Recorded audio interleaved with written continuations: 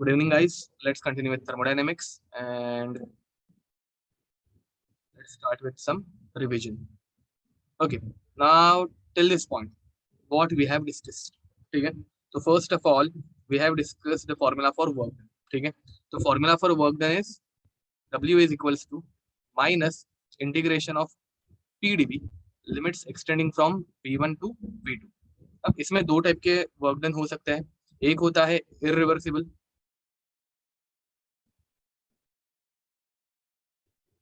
अब guys irreversible work done is constant pressure या constant volume. Irreversible one is constant pressure या variable pressure. Sorry, constant pressure या variable pressure. तो it is at constant pressure. याद रखना, it is always at constant pressure. ठीक है. तो अगर प्रेशर कांस्टेंट हो जाएगा तो P लिमिट के बाहर निकल जाएगा. इंटीग्रेशन ऑफ dV हो जाता है V and V1 to V2 तो V2 माइनस V1. तो W विल बिकम, इसका फॉर्मूला होता है माइनस पी एक्सटर्नल, जो एक्सटर्नल प्रेशर है उसी हम लोग कांस्टेंट प्रेशर मान लेते हैं, delta we. Delta V is nothing but V2 minus V1. अब ये हो गया इरिवर्सिबल के लिए. बट दूसरा रहता है reversible, and reversible is at variable pressure, right. तो वेरिएबल प्रेशर में क्या होगा, W is equals to minus integration of PdV. बाद में हम लोग इसको थोड़ा सा आइडियल गैस इक्वेशन के थ्रू डिराइव करते हैं. ठीक है. एंड हम लोगों को फाइनल इक्वेशन मिलती है minus 2.303 nRT log of V2 upon V1, and which is nothing but minus 2.303 nRT log of P1 upon P2. अगर तुम लोगों को याद होगा, हम लोग यहाँ पे 2.303 क्यों लिख रहे हैं, बिकॉज हम लोगों ने ln को log में कन्वर्ट किया. ठीक है. एंड अगर हम लोग ln में लिखते हैं तो 2.303 नहीं आता, इक्वेशन रहती है minus nRT log of V2 upon V1. इसके बाद हम लोगों ने पढ़ा था हीट के बारे में. ठीक है. एंड हीट का फॉर्मूला क्या था, Q is equals to N c T delta T, या फिर dQ का भी फॉर्मूला हम लोग लिख सकते हैं गाइस, याद रखना. dQ is nothing but N c T d T. अब गाइस सॉरी, यहाँ पे सी टी लिख रहा हूँ मैं गलती से, सी एन आएगा ना. हम लोग यहाँ पे क्या देखते हैं हमेशा, मोलार हीट कांस्टेंट देखते हैं. ठीक है, हीट कैपेसिटी. तो मोलार हीट कैपेसिटी मतलब c n, and d Q क्या हो जाएगा, d Q is nothing but N C n d d. जब डी क्यू आएगा तो हम लोग डेल्टा डी को डी टी में लिख देंगे, दैट्स इट. ठीक है. अब गाइस यहाँ पे होगा क्या, अगर मैं कांस्टेंट वॉल्यूम पे बात कर रहा हूँ, ठीक है, हीट एट कांस्टेंट वॉल्यूम, तो heat at constant volume is nothing but change in internal energy which is nothing but N c V delta D. ये याद है, राइट गाइस. एंड अगर मैं कांस्टेंट प्रेशर की बात कर रहा हूँ तो डेल्टा यू के बदले हम लोग डेल्टा एच एंथैल्पी लिखते हैं. ये आज हम लोग डिस्कस करने वाले, what is enthalpy, don't worry. तो इसे हम लोग बोलेंगे एन सी पी डेल्टा टी. कोई शक, ये समझ में आ रहा है मेरे को. नाउ गाइस ओवर हियर, ये दोनों फॉर्मूलाज यूनिवर्सल फॉर्मूलाज है, याद रखना, बहुत इंपॉर्टेंट एंड यूनिवर्सल. ये हर एक जगह पे काम आ सकते हैं. ठीक है. अब इसके बाद हम लोगों ने देखा था fluid, first law of thermodynamics. अब guys what is first law of thermodynamics, तो first law of thermodynamics is delta U is equals to Q plus W, अगर तुम लोगों को याद होगा. ठीक है. एंड इतना देखने के बाद हम लोगों ने आई गेस लास्ट लेक्चर रोक दिया था, राइट. मतलब कुछ क्वेश्चन किए रहेंगे and then we have stop, correct. आज हम लोग स्टार्ट करने वाले एंथैल्पी से. ठीक है. तो guys enthalpy,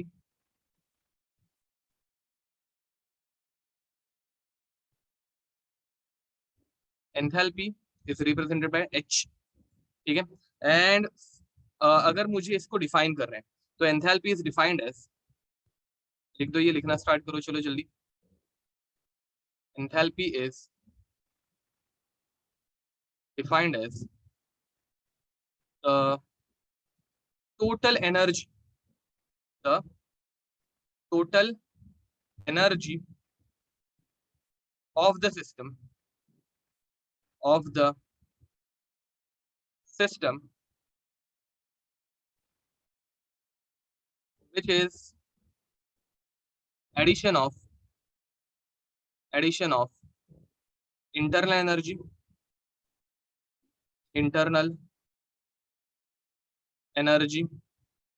and pressure volume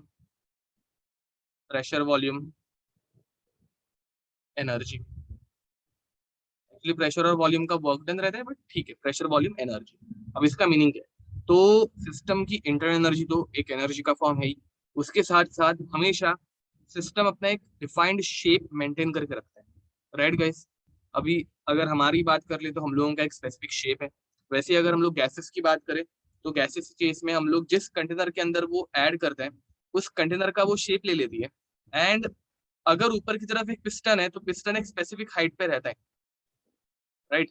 अगर मैं ऊपर से पिस्टन के ऊपर प्रेशर अप्लाई करूंगा तो गैस थोड़ा कंप्रेस होगी, बट अगेन एक पॉइंट पे आके वो थोड़ा कंप्रेस होने के बाद अपना एक स्पेसिफिक वॉल्यूम मेंटेन करके रखेगी। अब उतना वॉल्यूम मेंटेन करने के लिए भी गैस कुछ ना कुछ एनर्जी जो है वो कंज्यूम करने वाली है, या फिर यूज करने वाली है, या फिर उसको कुछ ना कुछ एनर्जी प्रोवाइड करनी पड़ेगी उतना वॉल्यूम मेंटेन करके रखने के लिए। एंड उस एनर्जी की भी एडिशन जो रहती है इंटर एनर्जी के साथ, उसे हम लोग बोलते हैं enthalpy. That means it is the total energy या complete energy of the system, ठीक है? अब इसे अगर मुझे मैथमेटिकली रिप्रेजेंट करना है तो मैथमेटिकली मैं कैसे लिखूंगा? जैसे ऊपर मैंने डेल्टा यू के लिए लिखा था, तो वैसे ही यहाँ पे हम लोग लिख पाएंगे is H is internal energy plus pressure volume work done, मतलब पीवी। ये समझ में आ रहा है? अब गाइज मुझे बताओ, तुम लोग यू निकाल सकते हो क्या? तुम लोग एब्सोल्यूट वैल्यू ऑफ यू निकाल सकते हो क्या? Absolute value of U, can we find it out? No we can't, बराबर, ठीक है? तो we can't find absolute value of U. तो मुझे बताओ, अगर यू ही नहीं निकाल पाएंगे तो एच निकाल पाएंगे क्या? अगर यू ही नहीं निकलने वाले तो एच निकल पाएगा क्या? वो भी नहीं निकल पाएगा। परफेक्ट। तो गाइस नोट लिख दो, note, since absolute value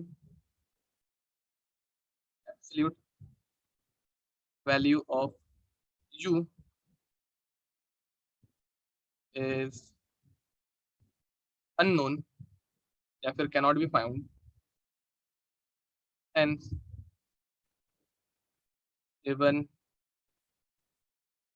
hence absolute value of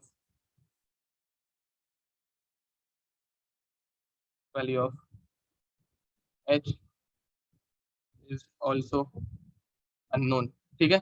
तुम लोग किसी भी चीज के लिए एब्सोल्यूट वैल्यू नहीं निकाल पाओगे, तो हम लोग क्या फाइंड आउट कर पाएंगे? But we can calculate but we can calculate but we can calculate change in enthalpy. हम लोग एंथैल्पी का चेंज निकाल पाएंगे, ठीक है? अब चेंज इन एंथैल्पी अगर मैं निकाल पा रहा हूँ तो वो मैं कैसे निकाल पाऊंगा? तो गाइस इसके लिए ऑब्वियस है, मैं दो स्टेट अज्यूम करूंगा, स्टेट 1 एंड स्टेट 2, ठीक है? Now guys in case of state 1 मैं क्या बोलूंगा? H1 is equals to U1 plus P1 V1। And state 2 में मैं क्या बोलूंगा? H2 is equals to U2 plus P2 V2। अब मुझे गाइस डेल्टा H निकालना है, तो डेल्टा H क्या हो जाएगा? Delta H is nothing but final minus initial, मतलब H2 माइनस H1। लिखने के लिए मैं टाइम दे दूंगा, डोंट वरी। अब गाइस यहाँ पे क्या होगा? H2 माइनस H1, तो H2 की वैल्यू हो जाएगी U2 plus P2 V2 minus U1। अब गाइस प्लस P1 V1 था, बट माइनस का प्लस हो जाएगा माइनस, तो माइनस P1 V1। समझ में आ रहा है मैंने क्या किया? ब्रैकेट नहीं डाला, मैंने डायरेक्ट ब्रैकेट ओपन कर दिया। Is it fine? Is it fine? ठीक है, ओके। तो नाउ गाइस यहाँ पे क्या हो जाएगा? U2 minus U1 plus P2 V2 minus P1 V1। अब गाइस U2 माइनस U1 हो जाएगा delta U plus P2 V2 minus P1 V1 हो जाएगा delta PV। And this is the universal formula for delta H, which is very, very important. This is the universal formula for delta H. कोई शक?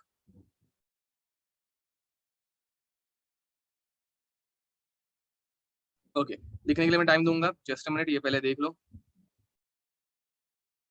This is the universal formula. ठीक है, now guys,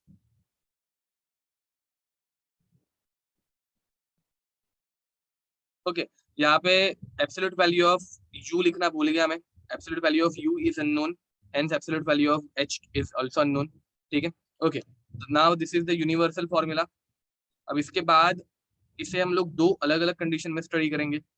एक study करेंगे constant volume पे, दूसरा study करेंगे constant pressure पे. Constant pressure, constant volume. अब गाइस मुझे बताओ, अगर कांस्टेंट प्रेशर हो जाएगा तो प्रेशर चेंज होने वाला है क्या? अगर कांस्टेंट प्रेशर है तो प्रेशर चेंज होगा क्या? अगर कांस्टेंट प्रेशर है तो प्रेशर चेंज नहीं होगा. तो प्रेशर जो है वो हमारे डेल्टा के बाहर निकल जाएगा, बिकॉज प्रेशर चेंज नहीं हो रहा है. Are you getting it? जो प्रेशर है वो कॉमन बाहर निकल जाएगा एंड पी डेल्टा भी हो जाएगा. एंड सिमिलरली अगर कांस्टेंट वॉल्यूम है, आई गेस कुछ लोगों को ये स्टेप समझ में नहीं आई होगी, तो मैं वापस इधर से स्टार्ट कर रहा हूँ. देखो इधर से, ठीक है, तो इधर से मैं स्टार्ट कर रहा हूँ. कैसे होगा? u2 minus u1 plus p2 v2 minus p1 v1. But guys अब हम लोग क्या बोल रहे हैं, प्रेशर कांस्टेंट है, मतलब फाइनल प्रेशर और इनिशियल प्रेशर दोनों सेम है. तो होगा क्या? u2 माइनस u1 प्लस, इसे हम लोग अभी एक कॉमन प्रेशर p ले ले. ठीक है, तो what will happen, P V two minus P V one. Pressure common हो गया, अब p को बाहर निकाल दो. तो what will happen, delta h is equals to delta u, या फिर वापस लिख देते एक बार, एक final step, u2 minus u1 plus p बाहर आ गया, v2 minus v1. And finally u2 minus u1 हो जाएगा delta u plus p, v2 minus v1 हो जाएगा डेल्टा v. क्लियर?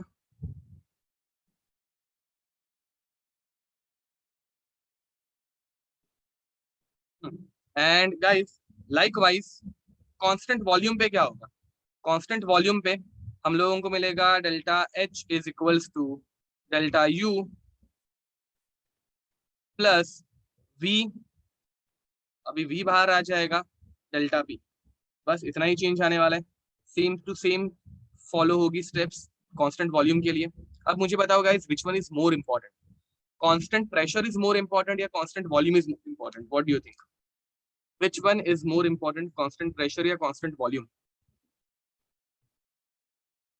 तो guys constant pressure is more important, याद रखना. Constant pressure वाली रिएक्शन हम लोग सबसे ज्यादा करते हैं. ठीक है, तो this is more important. More important क्यों ये सबसे ज्यादा इंपॉर्टेंट है? More important as most of the processes, most of the processes occurring in nature, occurring in nature are at constant pressure. ठीक है गाइस, एटमॉस्फेरिक प्रेशर कितना होता है? एटमॉस्फेरिक प्रेशर कितना होता है? तो ऑब्वियसली एटमॉस्फेरिक प्रेशर होता है 1 एटमॉस्फेयर. एंड हर एक प्रोसेस जो नेचर में होने वाली है वो हमेशा 1 एटमॉस्फेयर पे ही होती है. नेचर का प्रेशर थोड़ी ना चेंज होने वाला है. तो नेचुरली अकरिंग प्रोसेस या फिर हम लोग जो लैब में प्रोसेस करते हैं, अगर तुम लोगों ने कंटेनर लिया तो कंटेनर के ऊपर जो प्रेशर बना रहेगा वो 1 एटमॉस्फेयर का रहे. हम लोग usually reaction open test tube में करते हैं, ओपन कंटेनर के अंदर करते हैं. तो सारी प्रोसेसेस हमेशा कांस्टेंट प्रेशर पे ही होती है. ठीक है, तो complete this now.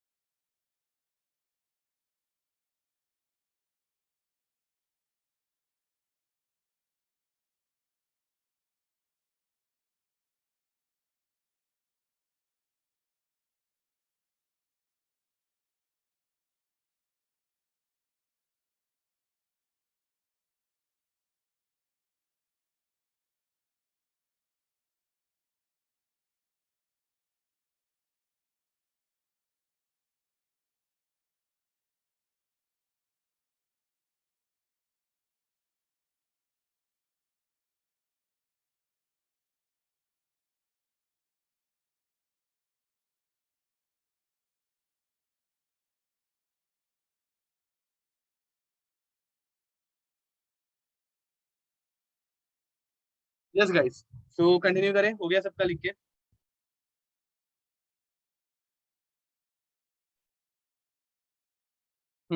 Okay, so next now guys, हम लोगों ने जो इक्वेशन डिराइव की, यही सेम इक्वेशन हम लोगों को और एक मेथड से आ सकती है। कौन से? तो देखो, डेरिवेशन फ्रॉम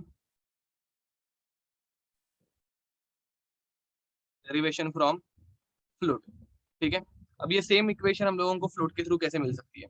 तो तुम लोगों को ये तो पता है, fluid is nothing but delta U is equals to Q plus W.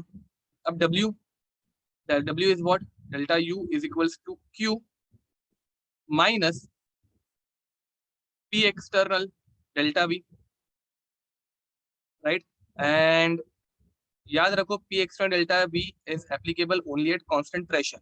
तो अभी हम लोगों ने कांस्टेंट प्रेशर मान लिया है, ठीक है। पी एक्सटर्नल डेल्टा वी जो फॉर्मूला है वो कांस्टेंट प्रेशर पे है, तो हम लोगों ने कांस्टेंट प्रेशर मान लिया। एंड कांस्टेंट प्रेशर पे क्यू पी रहता है, तो क्यू पी क्या हो जाएगा?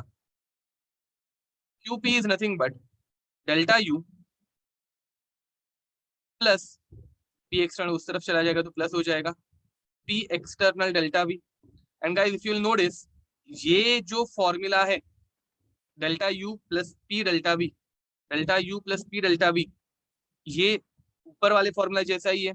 So from this formula, we can conclude that therefore QP is nothing but delta H. ये समझा कर देखो। From this formula, we can conclude that heat exchanged at constant pressure is enthalpy. Is it clear? So guys, enthalpy is nothing but total energy which contains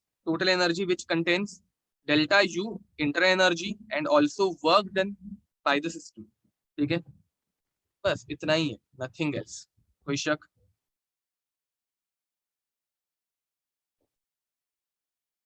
इसके ऊपर question करने start करें अभी?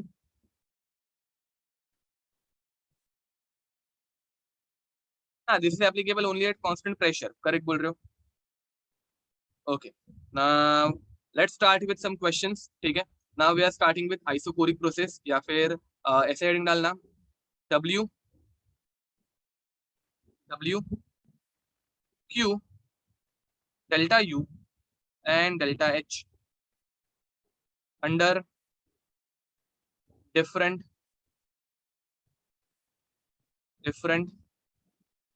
Processes, ठीक है। तो गाइस अब मजा आएगा, लिखना बाकी है। ओके, कंप्लीट दिस, छोटी सी डेरिवेशन है। अब गाइस पहले हम लोग स्टार्ट कर रहे हैं आइसोकोरिक प्रोसेस से। आइसोकोरिक प्रोसेस याद रखो, थर्मोडायनेमिक्स में अगर तुम लोगों को प्रोसेस पता चल गई तो तुम लोग आंसर फ्रैक्शन ऑफ सेकंड्स में निकाल सकते हो। अगर प्रोसेस ही पता नहीं है तो आंसर निकालना थोड़ा डिफिकल्ट हो सकता है, ठीक है। एंड प्रोसेस एंड हम लोगों के यूनिवर्सल फॉर्मूला, अगर यूनिवर्सल फॉर्मूला पता है तो आंसर या फिर कोई भी फॉर्मूला डिराइव करना बहुत ईजी हो जाता है, ठीक है। तो now guys, what is the meaning of isochoric process? What is the meaning of isochoric process? Constant volume, very nice. तो this is a constant volume process, ठीक है। अब कांस्टेंट वॉल्यूम मतलब डेल्टा वी जीरो। अब guys delta V अगर zero तो मुझे बताओ डीवी, वो भी जीरो। अब वर्क डन क्या हो जाएगा? Work done is minus P external d V. Work done zero direct लिखूंगा तो चलेगा ना? ये चलेगा डायरेक्ट लिखेंगे तो। अब गाइस मुझे बताओ delta U is equals to Q plus W, but अभी डब्ल्यू ही जीरो हो गया, तो डेल्टा यू क्या हो जाएगा? डेल्टा यू हो जाएगा क्यू वी, डेल्टा यू हो जाएगा Q V, heat exchange at constant volume, and it is nothing but N c V delta T. Doubt? N c V delta T, देखो।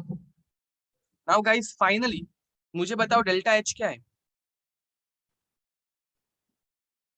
Delta H is N C P delta T. भूलना मत, delta H is heat exchange at constant pressure Q P, and Q P का formula रहता है n C P delta T. Now guys, what is the relationship between CP and CV? what is the relationship between Cp and Cv? So we know that Cp upon Cv is equals to gamma, right? अब guys मुझे अगर Cp चाहिए तो Cp is nothing but gamma times Cv. Cp is nothing but gamma times Cv. तो ये value ऊपर लिख दो. तो what you will get?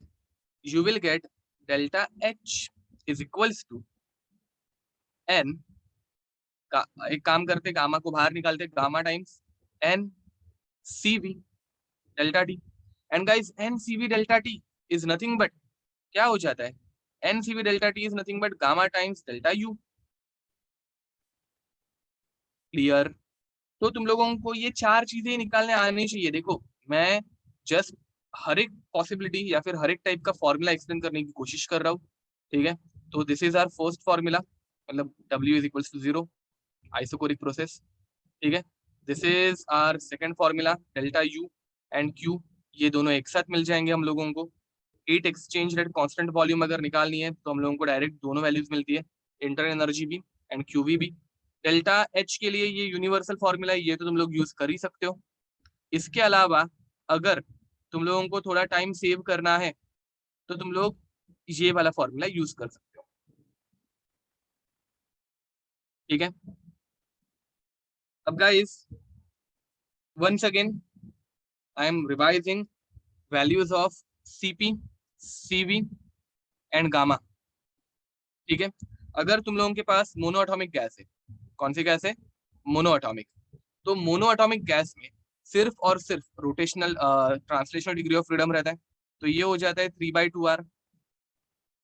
ठीक है, नाउ गाइस Cp हो जाएगा 5/2r एंड ये हो जाएगा 5/3. अब गाइस अगर तुम लोगों के पास लीनियर डायटोमिक गैस है,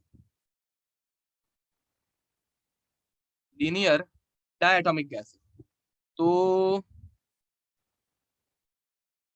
ये हो जाएगा 5/2r, ये हो जाएगा 7/2r एंड ये हो जाएगा 7/5.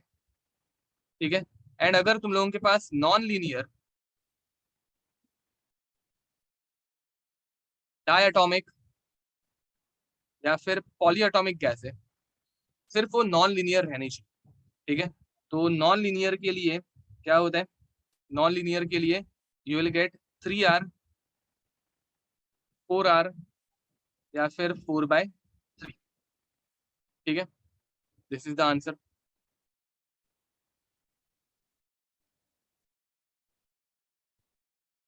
डाउट?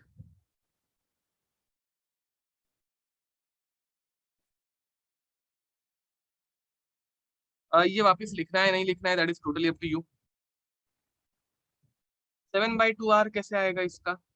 नॉन लीनियर के लिए ट्रांसलेशनल डिग्री ऑफ फ्रीडम 3 हो जाता है, रोटेशनल डिग्री ऑफ फ्रीडम भी 3 हो जाता है, तो 3 + 3 6, 6/2 3r. यहाँ पे 7/2 कैसे आएगा?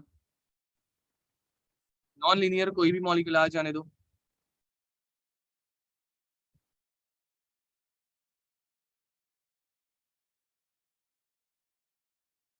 Okay, so guys this is very much important. ठीक है, why this is very much important? Because ये सेम फॉर्मूला तुम लोगों को एग्जाम में डिराइव करने आने चाहिए थोड़े बहुत खुद से.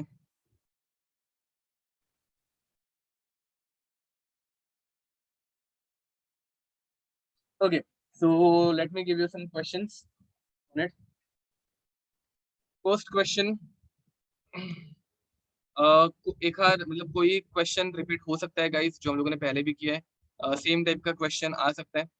ठीक है, बट इसमें पहले जो पूछा था उससे थोड़ा बहुत और एक दो चीजें एक्स्ट्रा की ऐड हो सकती है. ठीक है, तो next question is 80 grams of O2, 80 grams of O2 is heated from is heated from 27 degrees Celsius to 227 degrees Celsius in a closed rigid container. Closed rigid container. Calculate W Q delta you delta H. ठीक है। अब guys closed rigid container, ये word दिखते ही तुम लोगों को समझ में आना चाहिए कि it is a isochoric process. तुम लोगों को एग्जाम में कोई नहीं बताएगा कि it is a isochoric process, तुम लोगों को ये देख के पता चलना चाहिए कि it is a isochoric process. अब गाइस आइसोकोरिक मतलब वर्क डन क्या हो जाएगा, work done is minus P d V, integration of P d V from V1 to V2। अब गाइस डीवी अगर जीरो, वर्क वॉल्यूम ही अगर चेंज नहीं हो रहा है तो वर्क डन कितना हो जाएगा, work done will become zero. ये तुम लोगों को पहली चीज मिल गई, this is our first thing. अब गाइस तुम लोगों को सेकंड क्यू निकालना है। Now Q at constant volume process हो गई ना, is nothing but delta U. तो तुम लोगों को एक ही साथ दोनों चीजें मिल जाएंगी, क्यू भी मिल जाएगा डेल्टा यू भी मिल जाएगा। एंड इसका फॉर्मूला क्या आएगा, इसका फॉर्मूला आएगा n c V delta T. अब डायरेक्ट कर दू, नंबर ऑफ मोल्स निकालो direct, number of mole is given mass upon molar mass, तो 80/32 multiplied by now guys CV की वैल्यू इसके लिए कितनी होती है, इसके लिए सीवी की वैल्यू कितनी होती है, तो O2 is a diatomic linear gas 5/2, very nice. C V की वैल्यू यहाँ पे हो जाएगी 5/2 and guys 5/2 R multiplied by delta T. तो डेल्टा टी इज 227 माइनस 27, कितना बचेगा 200, वेरी नाइस। ठीक है। तो गाइस तुम लोगों को दिख रहा है क्या, देखो 16 5 जा 16 2 जा, अब ये 100 और ये 50, या फिर एक काम करते हैं सिर्फ 100 ही लिखते हैं, 100 से डिवीजन इजी हो जाएगी ना थोड़ी, मल्टीप्लिकेशन। ठीक है। तो गाइस यहाँ पे आर अगर समझो तुम लोगों को कैलोरीज में पूछा रहता तो आर भी कैंसिल आउट हो जाता। अभी के लिए हम लोग पहले नॉर्मल आंसर निकाल लेते हैं। ठीक है। तो व्हाट विल हैपन, यहाँ पे हो जाएगा 2500/2 आर। ठीक है, मतलब 1250 आर। अब 1250 आर को अगर तुम लोगों को उन्होंने क्वेश्चन में आर कैलोरीज में पूछा रहता तो तुम लोग क्या लिखते हैं, 2500/2 मल्टीप्लाइड बाय 2, आंसर आएगा कैलोरीज में, तो आंसर हो जाएगा डू कैंसिल आउट होके 2500 कैलोरी। गेटिंग इट, ये हो गया तुम लोगों का डेल्टा यू या फिर delta Q V, heat exchange at constant volume या फिर डेल्टा यू। अब guys third last part, delta H निकालने बोला है। अब डेल्टा एच तुम लोगों के ऊपर है, तुम लोग कैसे निकाल रहे हो। अब मैं गामा टाइम्स डेल्टा यू करके निकालने की कोशिश करता हूँ। अब guys gamma times delta U अगर हम लोग निकालेंगे तो क्या होगा, गामा टाइम्स डेल्टा यू अगर हम लोग निकालेंगे तो क्या होगा, गामा की वैल्यू यहाँ पे कितनी आती है, गामा की वैल्यू यहाँ पे हो जाती है 7/5। ऑक्सीजन के लिए गामा की वैल्यू हो जाती है 7/5। अगर आर कहा गया, आर गाइस मैंने कैलोरीज में कन्वर्ट किया, आर की वैल्यू कैलोरीज में रहती है 2, इसलिए मैंने यहाँ पे 2 लिख दिया। ठीक है। तो 7/5 मल्टीप्लाइड बाई 2500, देखो इससे आंसर बहुत इजीली आ जाएगा, ये हो जाएगा 500 एंड 500 तो यहाँ पे मल्टीप्लाई करोगे तो ये हो जाएगा 3500 calories. Getting it. Parth, constant volume वाला फॉर्मूला यूज करने के लिए हम लोगों के यहाँ पे प्रेशर या फिर कुछ एक्स्ट्रा की चीजें दी है क्या, नहीं दी है, तो हम लोगों को टेम्परेचर वाला फॉर्मूला यूज करना पड़ेगा। याद रखो, your doubt is valid, that can we use this formula delta U plus V delta P, but delta P दिया है क्या, नहीं दिया है। ये अगर निकालना होगा तो we can find it out, delta P कितना है वो हम लोग आइडियल गैस इक्वेशन से निकाल भी सकते हैं, बट क्यों इतना घुमा फिरा के खाना है, डायरेक्ट आंसर निकालो।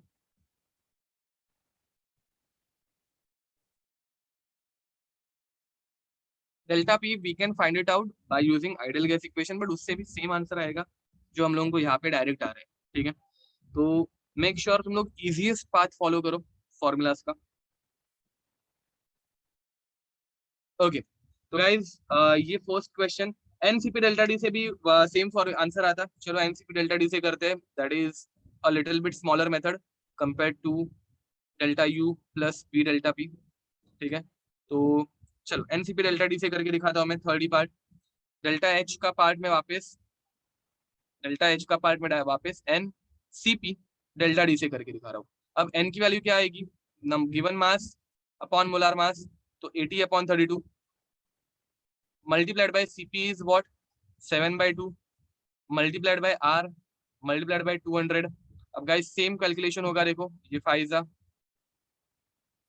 फाइजा 2 जा, ये 100 जा, ये हो जाएगा 3500 अपॉन 2 आर। एंड आर को अगर मैं कैलोरीज में लिखूं तो ये हो जाएगा 3500 into 2 upon 2 which will become 3500 calories. समझ में आ रहा है? तुम लोग क्वेश्चंस आंसर्स कैसे भी निकालो, कुछ भी करो, तुम लोगों को सेम आंसर आएगा हर एक फॉर्मूला से, ठीक है?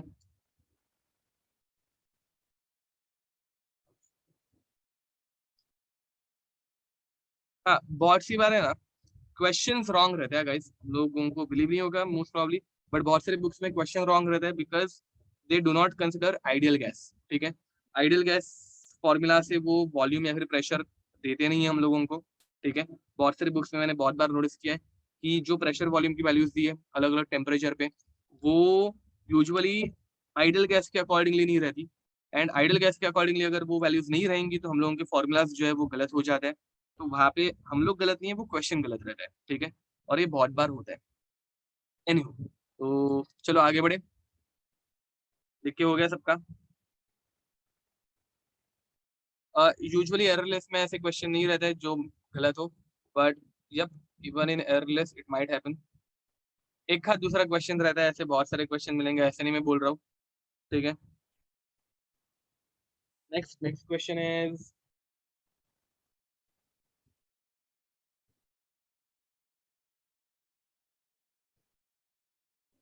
Calculate delta H, delta U, Q and W for the following process performed by performed by 1 mole of an monoatomic monoatomic ideal gas, ठीक है? तो process given is this.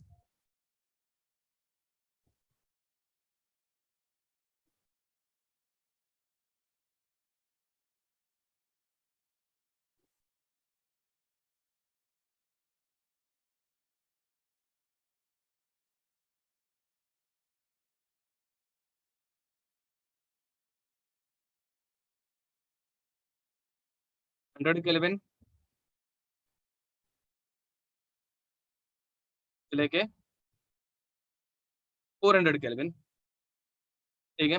And this is the graph of pressure and temperature. अब guys मुझे बताओ pressure और temperature का graph ऐसे straight line वाला कौन से कंडीशन में आता है? ऐसा वाला ग्राफ प्रेशर और टेम्परेचर का कौन से कंडीशन में आता है? आइसोकोरिक में आता है, वेरी नाइस, ठीक है? अब ये ऐसे टाइप के क्वेश्चन केमिस्ट्री में कम और फिजिक्स में ज्यादा आए हुए हैं, ठीक है? केमिस्ट्री में एक्चुअली ऐसा एक भी क्वेश्चन नहीं आया है, कम बोलने के बदले। ऐसा टाइप का ग्राफिकल क्वेश्चन केमिस्ट्री में एक भी नहीं आया है। तुम लोगों को ये फिजिक्स में ऐसे टाइप के क्वेश्चन दिखे रहेंगे बहुत बार, ठीक है? बट अगेन थर्मोडायनेमिक्स पढ़ रहे हैं तो पूरा पढ़ना कंपलसरी है, तो इसलिए थोड़ा सा ये वाला पार्ट भी, ग्राफिकल पार्ट भी, ठीक है? तो गाइज यहाँ पे क्या होगा, W 0 डायरेक्ट लिखूंगा तो चलेगा ना, आइसोकोरिक कंडीशन है। अब गाइज अगर तुम लोग Q निकालने जाओगे, पहला पार्ट हो गया, W निकाल दिया। अब सेकंड Q अगर निकालेंगे तो कांस्टेंट वॉल्यूम पे Q is nothing but delta U, तो दोनों चीजें एक साथ हो जाएंगी। एंड इसका फॉर्मूला रहता है NCV डेल्टा D, ठीक है? अब गाइज N 1 मोल देके रखा है। अब CV for monoatomic gas, guys monoatomic gas कितना होता है 3/2R multiplied by delta D, 400 से 100 कितना हुआ 300, गेटिंग इट? अब गाइस यहाँ पे होगा क्या, आंसर एकदम इजीली आ जाएगा 450R। चलेगा? मैं डायरेक्ट लिखूंगा तो कैलकुलेशन मैंने डायरेक्ट कर दिया, क्लियर? अब कैलोरीज में अगर आंसर रहता तो तुम लोग 900 कैलोरीज लिखते, क्योंकि आर की वैल्यू कैलोरीज में 2 रहती है। अब guys third point, third is delta H, enthalpy change. And enthalpy change हम लोगों को कैसे मिलेगा, तो चलो एनसीपी डेल्टा डी से निकाल लेते, कितना टाइम लगने वाला है वैसे भी ये कैलकुलेशन करने के लिए। 1 × सीपी की वैल्यू हो जाएगी 5/2 R multiplied by 300, correct. And इसका आंसर हो जाएगा 750 आर, एंड आर की वैल्यू अगर तुम लोग 2 पुट करोगे तो 1500 मिल जाएगा। चलेगा ये ऐसे डायरेक्ट?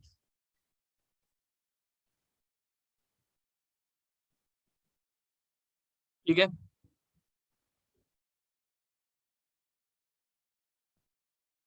ओके। तो चलो आगे बढ़े, आइसोबैरिक कंडीशन में जाए क्या? Next condition is isobaric condition, correct. Okay, तो guys isobaric condition is the only condition जहां पे तुम लोगों को सारे पैरामीटर निकालने पड़ सकते हैं, ठीक है, क्योंकि वहां पे डब्ल्यू बी जीरो नहीं होता, ठीक है। तो आइसोबैरिक कंडीशन देख लेते हैं। तो नेक्स्ट इज सेकंड कंडीशन है नहीं, ओके। आइसोबैरिक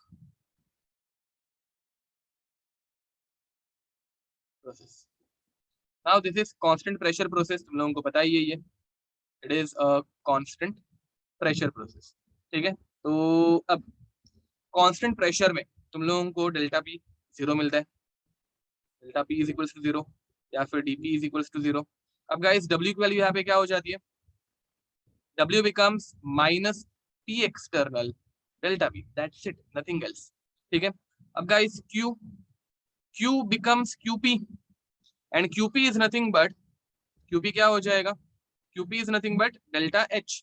क्यूपी का फॉर्मूला क्या हो जाएगा? N c P delta T. कोई शक?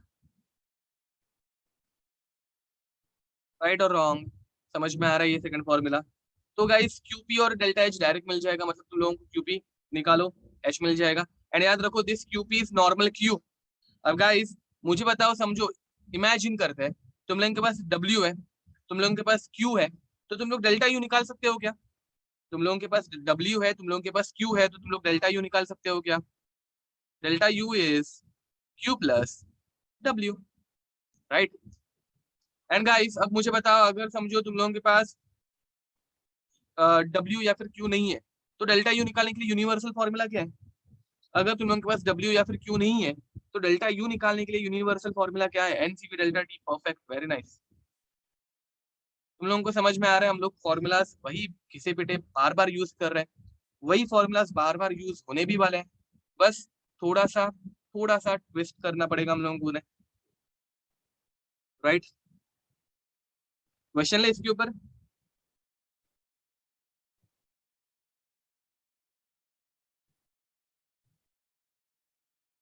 Question, question is 20 grams of helium, how much, how to remember these.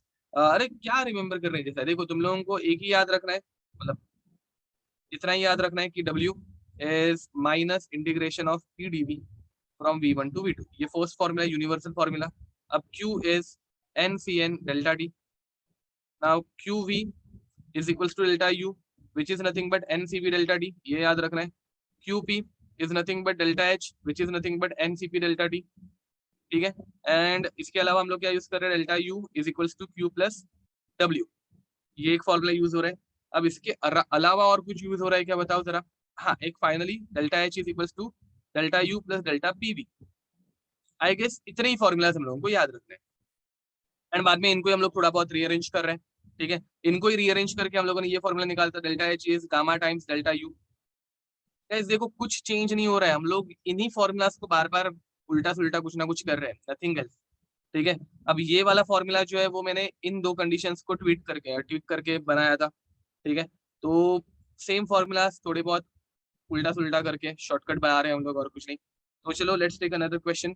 Formulas तुम लोगों को by the way question solving करके इजीली याद हो जाएंगे। 20 grams of helium is heated isobarically isobarically such that its temperature such that its temperature changes by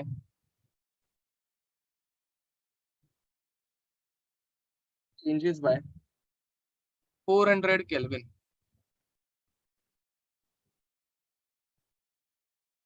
Calculate delta H, delta U, Q and W. Guys isobaric condition है, तुम लोगों को helium का मास दिया है, तुम लोगों को टेम्परेचर चेंज दिया है। अब करेंगे क्या? सबसे पहले तुम लोग नंबर ऑफ मोल्स और टेम्परेचर चेंज देख के दो चीजें तो डेफिनेटली निकाल सकते हो। कौन सी दो चीजें निकाल सकते हो बताओ? यहाँ पे दो चीजें तो डेफिनेटली आ जाएगी। कौन सी दो चीजें आ जाएंगी? एक आ जाएगा delta H, and delta H in this condition is nothing but Q. Q मतलब क्यूपी, आइसोबैरिक कंडीशन है, आइसोबैरिक मतलब क्यूपी हो जाएगा वो।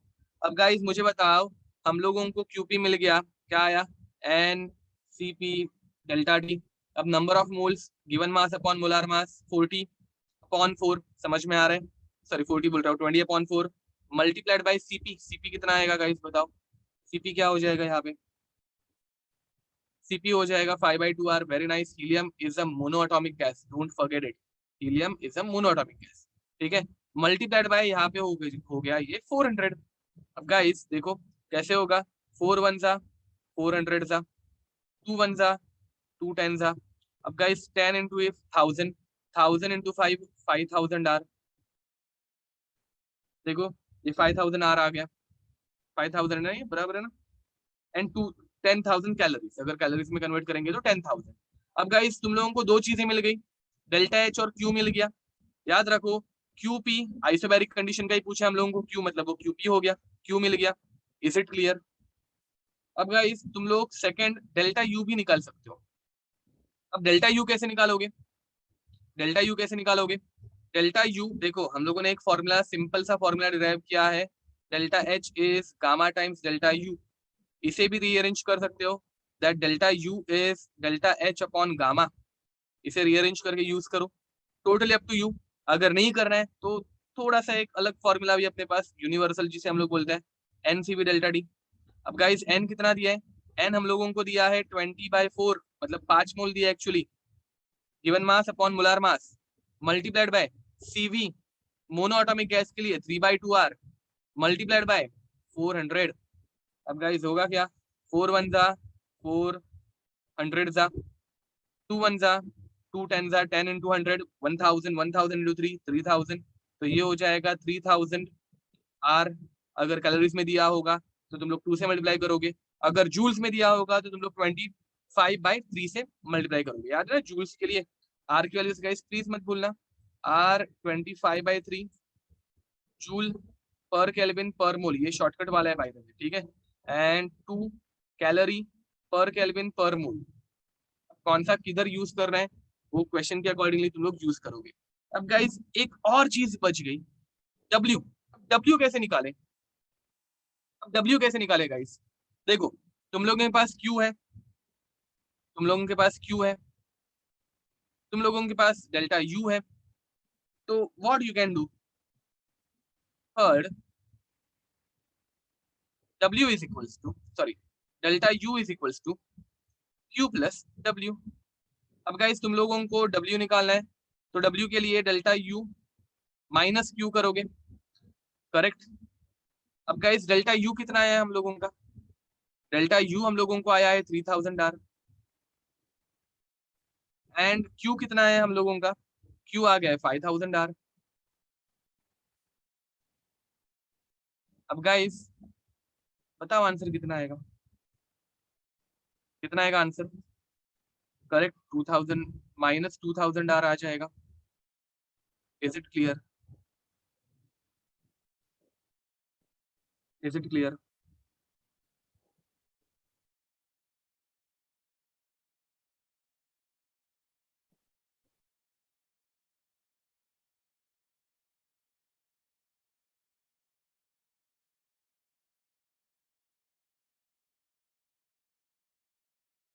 Okay, we can directly write N R delta delta T, वो भी चल जाएगा, क्यों नहीं? उससे भी आंसर आ जाएगा तुम लोगों का। आ रहा है ना आंसर? उससे भी आ रहा है, उससे भी आंसर आ रहा है। किसी ने तो आई गेस ये बहुत लोगों ने मुझे सेंड किया था मैसेज। तो देखो गाइस, डब्ल्यू डब्ल्यू का फॉर्मूला क्या रहता है? For isobaric condition W is minus P delta V। अब गाइस हम लोगों को पता है PV is equals to NRT, ये इक्वेशन हम लोगों को पता है, PV is equals to NRT। अब guys P delta V volume change होगा तो नंबर ऑफ मोल्स चेंज होते हैं क्या? नहीं होते। R चेंज होता है क्या? नहीं होता। तो कांस्टेंट प्रेशर पे वॉल्यूम कब चेंज होता है? जब टेम्परेचर चेंज होता है, अकॉर्डिंग टू चार्ल्स लॉ। तो you can also use this formula to find W। W is minus NR delta T। तो तुम लोगों के आर्सेनल में और एक फॉर्मूला ऐड हो गया, यहाँ पे ऐड कर दो। और यहाँ पे और एक फॉर्मूला ऐड कर दो, W is equals to minus NR delta T। ठीक है, see remember this, you can use more than one formula. Always remember you can use more than one formulas. So depend कि तुम लोग कौन सा formula कहाँ पे यूज कर रहे हो, कैसे यूज कर रहे हो। याद रखो guys, Charles law tells us that at constant pressure volume depends on temperature. अगर वॉल्यूम चेंज होगा तो टेम्परेचर चेंज होगा, ये हम लोगों को चार्ल्स लॉ बताता है। ठीक है, तो इसलिए डेल्टा V मतलब वॉल्यूम चेंज हुआ तो डेल्टा T टेम्परेचर भी चेंज होने ही वाला है, बट नंबर ऑफ मोल्स और R दोनों कांस्टेंट है, वो चेंज नहीं होते। ठीक है, तो चलो राइट इट डाउन फास्ट। ये फॉर्मूला यूज करोगे तो भी तुम लोगों को सेम आंसर आएगा। Check it, you can cross verify. N की वैल्यू 5 आ रही है एंड 5 इंटू 400 कितना आ जाएगा? 5 इंटू 400 200 एंड माइनस साइन तो अपने पहले से है ही।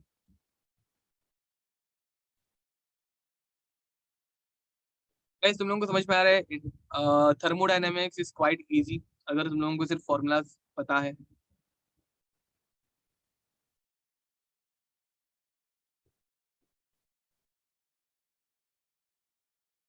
ओके, इसके ऊपर और एक क्वेश्चन करें।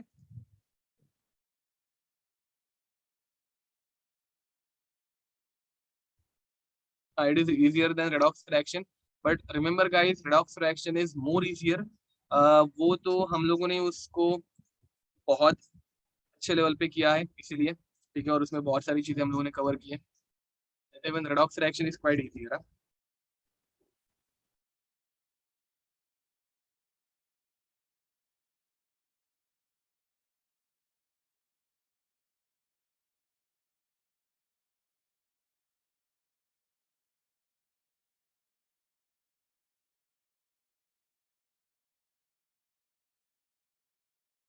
तो 100 केल्विन से लेके 400 kelvin, this is a graph of volume against temperature. अब गाइस वॉल्यूम अगेंस्ट टेम्परेचर का ग्राफ मतलब ये कौन सी प्रोसेस हो गई? Isobaric condition, perfect. अब guys you have to find delta H, delta U, Q and W।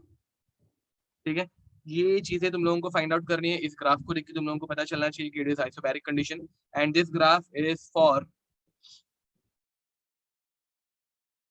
1 mole diatomic diatomic gas. ठीक है, 1 mole diatomic gas. Gas diatomic gas हो गई, मतलब यहाँ पे लीनियर डायटोमिक गैस के लिए CV की वैल्यू तुम लोगों को और CP की वैल्यू फाइंड आउट करनी पड़ेगी, दैट्स इट, नथिंग एल्स। ठीक है, डायटोमिक गैस गाइस लीनियर ही रहती है। वो एक्चुअली अभी मुझे रियलाइज हुआ कि ऊपर मैंने थोड़ी सी स्टुपिडिटी कर दी थी। डायटोमिक गैस दो एटम्स की बनी है ना, तो it will always look like this. ऊपर मैंने जो लीनियर डायटोमिक लिखा था that was a little bit stupid. ठीक है, क्योंकि लीनियर ही है वो, हमेशा गलती से हो गया था वो। ठीक है, ओके। तो गाइस बताओ डायटोमिक गैस के लिए CV कितना होता है? 5/2R। एंड CP कितना होता है? 7/2R। That's it, now find it out, calculate it. W तुम लोगों को डायरेक्ट आ जाएगा, वेरी नाइस, करेक्ट बोल रहे हो। W is minus NR delta D। अब guys -1 into R into delta T कितना आएगा अपना? देखो डेल्टा T इज 300, तो आंसर आ गया -300R, परफेक्ट। चलो अब इसके बाद डेल्टा H निकालो या फिर Q निकालो।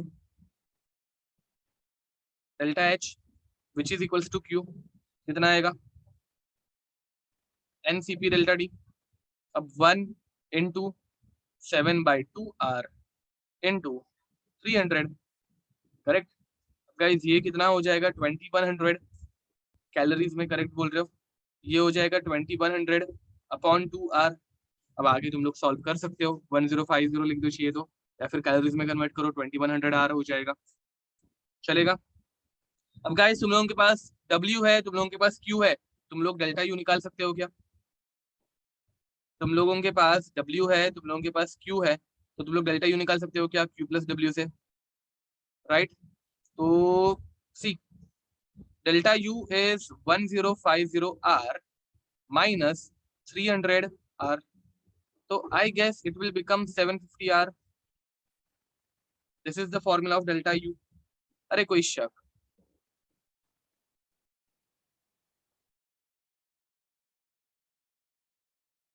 आंसर कैसे आ रहे हैं, समझ में आ रहे हैं सबको? किसी को ये डिफिकल्ट जा रहा है क्या? तो आगे बढ़े।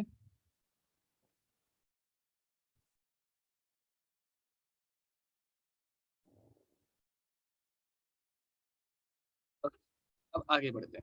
Now guys third condition is isothermal condition. Third condition is isothermal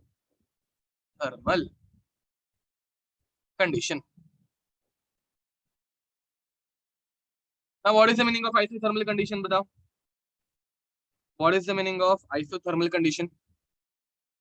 constant temperature, perfect. तो गाइस टेम्परेचर इज कांस्टेंट हो गया, okay. So temperature is constant. अब गाइस अगर टेम्परेचर कांस्टेंट हो गया तो delta T is equals to 0। और हमारे दो इंपॉर्टेंट यूनिवर्सल फॉर्मूलाज में डेल्टा टी आता है, कौन से? Delta U is equals to NCV delta D and delta H is equals to N C P delta D. अब गाइस अगर डेल्टा टी 0 हो गया तो डेल्टा यू और डेल्टा एच की वैल्यू कितनी हो जाएगी? अगर डेल्टा टी 0 हो गया तो डेल्टा यू की वैल्यू 0, डेल्टा एच की वैल्यू 0। Is it clear? मैंने तुम लोगों को पहले भी बताया होगा, आई गेस 2019 में जेई मेंस में एक क्वेश्चन आया था, बहुत लंबा चौड़ा क्वेश्चन था, बहुत ही लंबा चौड़ा। प्रेशर इतना चेंज हुआ, वॉल्यूम इतना चेंज हुआ, ठीक है, and everything happened at constant temperature. What is the change in enthalpy? This was the question. याद है? मतलब याद है, मतलब मैंने बताया था कि ये, ठीक है।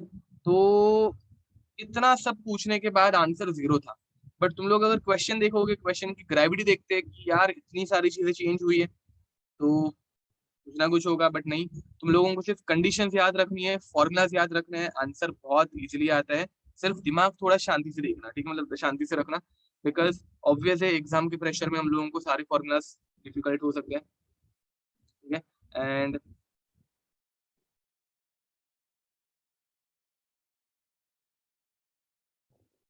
हाँ, टाइम उसमें वेस्ट होना नहीं चाहिए। कंडीशन पहले, थर्मोडायनेमिक्स का कोई भी क्वेश्चन है, अगेन यहाँ पे हम लोग जो कर रहे हैं वो स्टेप बाय स्टेप जा रहे हैं ना, हर एक प्रोसेस हम लोग एक एक करके देख रहे हैं, तो we know that it is isothermal. But exam में सब कुछ एक साथ आएगा, तो एक साथ सब कुछ अगर चीजें आ गई तो हम लोगों को थोड़ा सोचना पड़ेगा, ठीक है।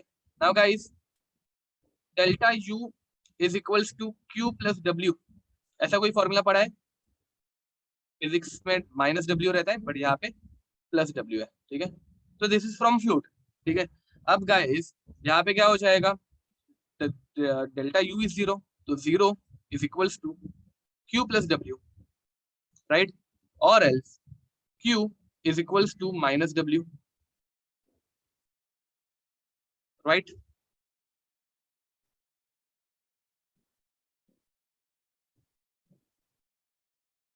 मतलब आइसोथर्मल कंडीशन में तुम लोगों को सिर्फ एक ही चीज निकालनी है, डब्ल्यू। गाइस अगर आइसोथर्मल कंडीशन में तुम लोगों ने डब्ल्यू निकाल दिया ना बे, खत्म, डब्ल्यू आ गया, तुम लोगों को क्यू मिल जाएगा, सिर्फ माइनस डब्ल्यू कर दो। तो हम लोगों को टास्क क्या है आइसोथर्मल कंडीशन में, सिर्फ और सिर्फ डब्ल्यू निकालो। अगर डब्ल्यू निकाल दिया तो बाकी सारी चीजें मिल जाएंगी। Any doubt?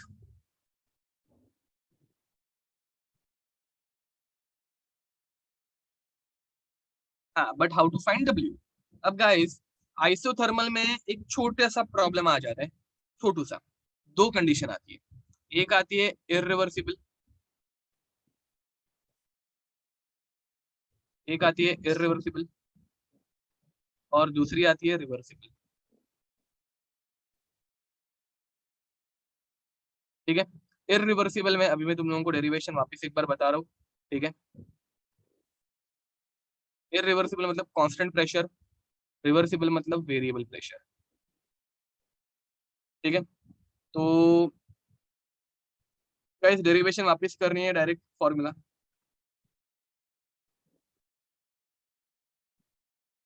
डायरेक्ट फॉर्मूला लिखो, डेरिवेशन। ओके, तो गाइस डेरिवेशन देखो, W का फॉर्मूला क्या रहता है, W is minus P dV from V1 to V2। अब गाइस अगर प्रेशर कांस्टेंट है तो प्रेशर बाहर निकल जाएगा, प्रेशर अगर बाहर आ जाए तो W will become minus P integration of dV from V1 to V2। अब guys integration of dx is x, वैसे integration of dv is v, तो हम लोगों को मिलेगा minus P v from V1 to V2। अब लिमिट अप्लाई करो तो you will get minus P V2, you will get minus P V2 minus V1 and it will become minus P delta V which is W। कोई शक? ये हम लोगों का constant pressure वाला फॉर्मूला जो हम लोग बार बार P एक्सटर्नल डेल्टा V ऐसे लिख रहे हैं, याद है, P external delta V। And guys अगर रिवर्सिबल कंडीशन है तो याद रखो, रिवर्सिबल कंडीशन में मैक्सिमम वर्क डन होता है, कितना, maximum, and maximum work done at variable pressure. तो प्रेशर अभी वेरिएबल है, PdV from V1 to V2। अब गाइस प्रेशर अगर वेरिएबल होगा तो इसको भी इंटीग्रेट करना पड़ेगा, इसका भी एडिशन करना पड़ेगा, बट इंटीग्रेशन ऑफ PdV, मुझे बताओ इंटीग्रेशन ऑफ y dx होता है क्या? नहीं, first we have to convert this by in terms of x somehow. ठीक है, तो अभी हम लोगों को सेम यहाँ पे फॉलो करना पड़ेगा, प्रेशर को वॉल्यूम के टर्म्स में कन्वर्ट करना पड़ेगा, एंड उसके लिए हम लोगों के पास एक बहुत अच्छी वाली इक्वेशन है, PV is equals to nRT, and from this equation we can say that P is equals to nRT upon V, nRT upon V, right? So guys, what will happen to W max? W max is minus integration of V1 to V2 nRT upon V dV। अब guys n constant, r constant, temperature isothermal condition है, ऊपर constant temperature हम लोगों ने पहले ही mention करके रखा है, तो टेम्परेचर भी कांस्टेंट, तो minus nRT integration of dV upon V from V1 to V2 and integration of dx upon x becomes ln of x, तो minus nRT ln of V from V1 to V2। ठीक है, and guys lastly अगर हम लोग limits apply करेंगे तो nRT ln of V2 upon V1, this is the formula of W max, and or W max becomes minus nRT ln of P1 upon P2। Now remember this, अगर तुम लोगों को derivation नहीं चाहिए तो तुम लोग सिर्फ फॉर्मूला लिख सकते हो, डेरिवेशन कोई पूछता है नहीं, बट अगर तुम लोगों को कंसेप्चुअली अच्छे से सब कुछ याद रखना है तो डेरिवेशन अगर याद होगी तो अच्छा ही रहता है।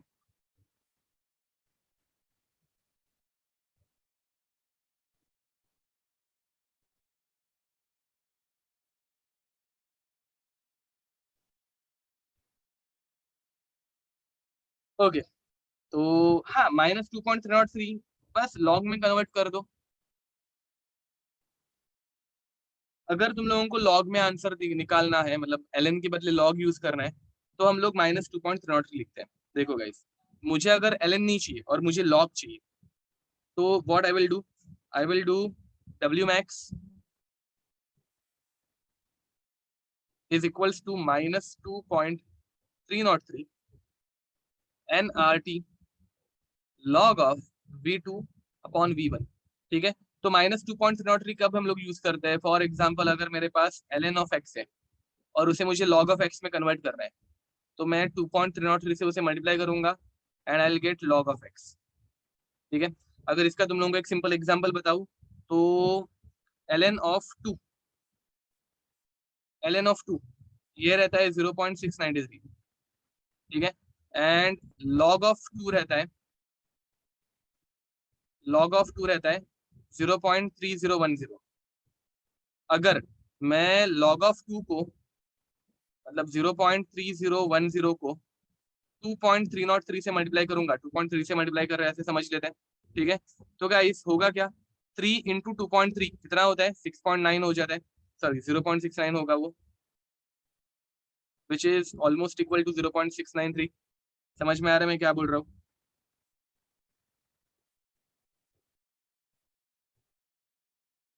तो हम लोग ln ऑफ 2 और log ऑफ 2 को अगर कोरिलेट कर रहे हैं तो सिर्फ 2.303 से मल्टीप्लाई करना रहता है। How do I remember these, वो तुम लोगों को मैं बताऊंगा केमिकल काइनेटिक्स में, ठीक है। लॉग कैसे याद रखना है एंड एग्जाम में विदाउट कैल्सी या फिर विदाउट लॉग टेबल लॉग के कैलकुलेशन कैसे करने हैं वो मैं तुम लोगों को केमिकल काइनेटिक्स में पढ़ाऊंगा, वहां पे डायरेक्ट लॉग यूज करना पड़ेगा, ठीक है। तो फिजिक्स में हुआ नहीं है क्या, लॉग कैलकुलेशन डायरेक्ट कैसे निकालते हैं?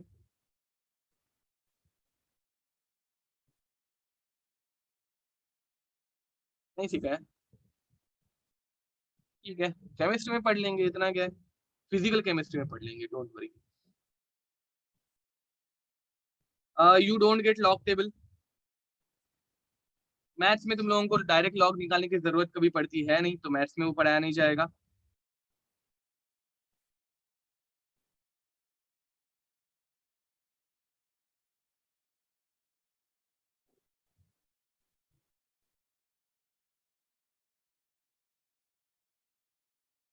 log 7 is 0.6990, नहीं sorry 0.6990 is 5, log 7 is 0.8445। log 7 क्यों चाहिए बट तुम लोगों को, you are cross checking me if I know all of them or not।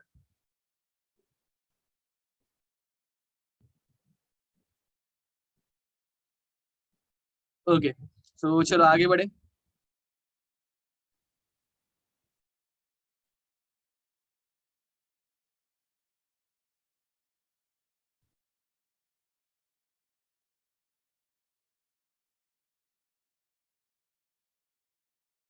हो गया गाइस, लिख के क्वेश्चन करें इसके ऊपर।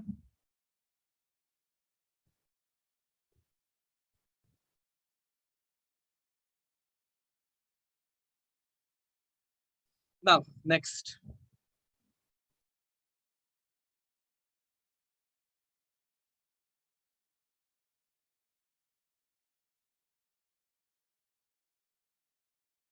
Next is one question. हाँ ब्रेक इसके बाद ले लेंगे, क्वेश्चन करते then will take a break. Okay, so question is 1 mole of an ideal monatomic gas, 1 mole of an ideal monatomic gas is expanded isothermally, is expanded isothermally and reversibly, नहीं reversibly नहीं दिया है, sorry, expanded isothermally from 2 atmosphere, from 2 atmosphere 300 Kelvin to 1 atmosphere 300 Kelvin।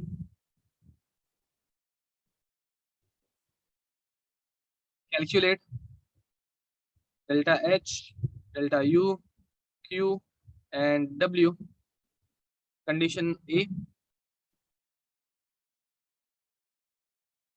reversibly, condition B,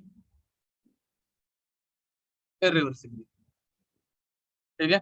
तो अब guys कुछ भी हो जाए, रिवर्सिबल हो या इरिवर्सिबल हो, यहाँ पे डेल्टा एच और डेल्टा यू क्या होने वाला है, delta H 0 and delta you 0। क्यों? बिकॉज टेम्परेचर 300 से 300 हो रहा है, मतलब टेम्परेचर चेंज हुआ क्या, नहीं हुआ, टेम्परेचर चेंज अगर नहीं हुआ तो आइसोथर्मल कंडीशन, बेशक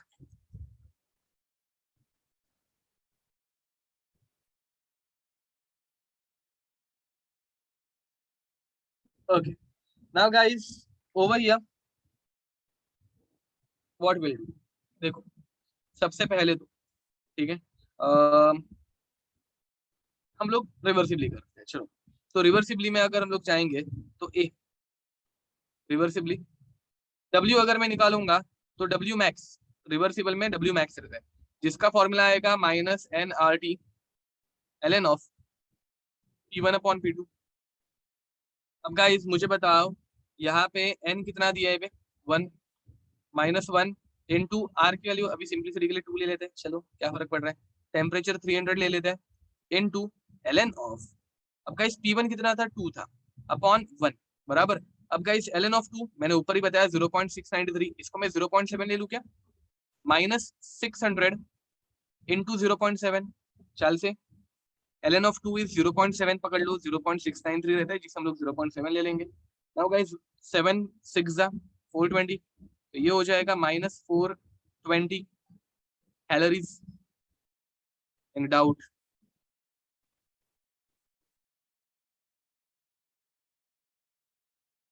आ रहे थाने का उस पॉइंट पे आ रहे, don't worry. Now Q is minus W, याद है ना फ्लोट के थ्रू, वापस दिखाने की जरूरत नहीं है ना। Delta U is Q plus W, and delta you 0 हो गया तो क्यू बन जाएगा माइनस डब्ल्यू, तो क्यू बन जाएगा +420 कैलोरी।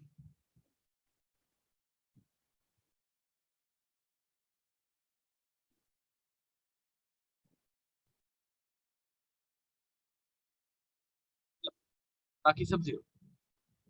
अब गाइज यहाँ पे इरिवर्सिबली कैसे निकालेंगे वो एक क्वेश्चन है, बिकॉज वॉल्यूम प्रेशर चेंज हो रहा है, राइट? तो हम लोगों को फॉर्मूला तो वही यूज करना है। फॉर्मूला क्या यूज करेंगे? पार्ट बी इरिवर्सिबली का, तो W is minus P external delta V। अब गाइस तुम लोग मुझे बताओ यहाँ पे एक्सटर्नल प्रेशर कितना होगा? यहाँ पे एक्सटर्नल प्रेशर कितना होगा? हाँ गाइस देखो, तुम लोगों को याद है मैंने बहुत पहले एक एग्जांपल लेते वक्त बताया था कि it can be a constant process. ये कांस्टेंट प्रोसेस हो सकती है, देखो ये कंफ्यूज मत होना कि this is not a constant process. Why? Because पहले 2 एटमॉस्फेयर का प्रेशर था, तो 2 एटमॉस्फेयर का प्रेशर जो बनाया था वो समझ लो मैंने 2 बड़े बड़े वेट्स रख के बनाया था। 2 एटमॉस्फेयर का प्रेशर जो मैंने बनाया था वो 2 बड़े बड़े ब्लॉक्स रख के मैंने बनाया था, एंड ये दोनों ब्लॉक मैंने एक साथ उठा दिए।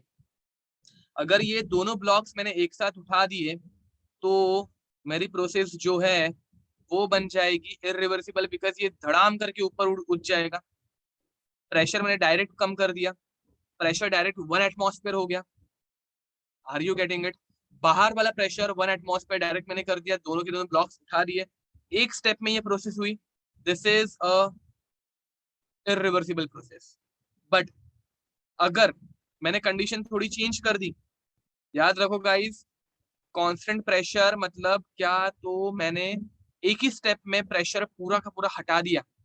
पहले 2 एटमॉस्फेयर था, मैंने एक ही स्टेप में दोनों ब्लॉक निकाल दिए, प्रेशर झुक करके ऊपर गया। It is a irreversible process. But मैंने प्रेशर जो बनाया था, मैंने प्रेशर ड्रास्टिक चेंज आया, करेक्ट, ठीक है। अब मैंने प्रेशर जो बनाया था वो बहुत सारे छोटे छोटे ब्लॉक्स बना के किया था, यूज करके किया था। लेट्स अज्यूम ऐसे बहुत सारे छोटे छोटे ब्लॉक्स लिए थे मैंने।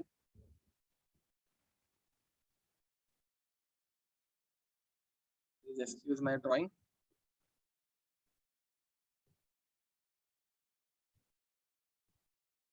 ऐसे बहुत सारे छोटे छोटे ब्लॉक्स यूज किए थे, एंड अभी मैं क्या करूंगा, मैं एक एक ब्लॉक उठाते जा रहा हूँ, एक एक ब्लॉक उठाते जा रहा हूँ। अब ये धीरे धीरे बढ़ेगा, variable pressure. Are you getting it? Direct उठाया कांस्टेंट प्रेशर, एक एक ब्लॉक उठाया वेरिएबल प्रेशर। पहली बात ये समझ में आ रहा है कि constant process and variable process का मीनिंग क्या है, ये याद रखना, ये चीज तो डायग्राम तुम लोग बना के रखना, ठीक है, सो दैट तुम लोग अगर बाद में कभी भूल जाओ तो तुम लोगों को याद आए, ठीक है। This is reversible, above one is irreversible. अब तो पी एक्सटर्नल कितना होने वाला है गाइस? फाइनल प्रेशर निकालने के बाद कितना बचा प्रेशर? 1 एटमॉस्फेयर बचा, तो पी एक्सटर्नल मेरा पी एक्सटर्नल हो गया 1 एटमॉस्फेयर, पी एक्सटर्नल हो गया 1 एटमॉस्फेयर। आई होप इतना समझ में आ गया। अब इसके आगे जाते हैं। अब प्रॉब्लम ये है कि यार वॉल्यूम दिया नहीं है, बट अपने पास आइडियल गैस इक्वेशन है कि नहीं। प्रॉब्लम ये है कि वॉल्यूम नहीं दिया है, बट अपने पास आइडियल गैस इक्वेशन है जिससे हम लोग वॉल्यूम निकाल सकते हैं।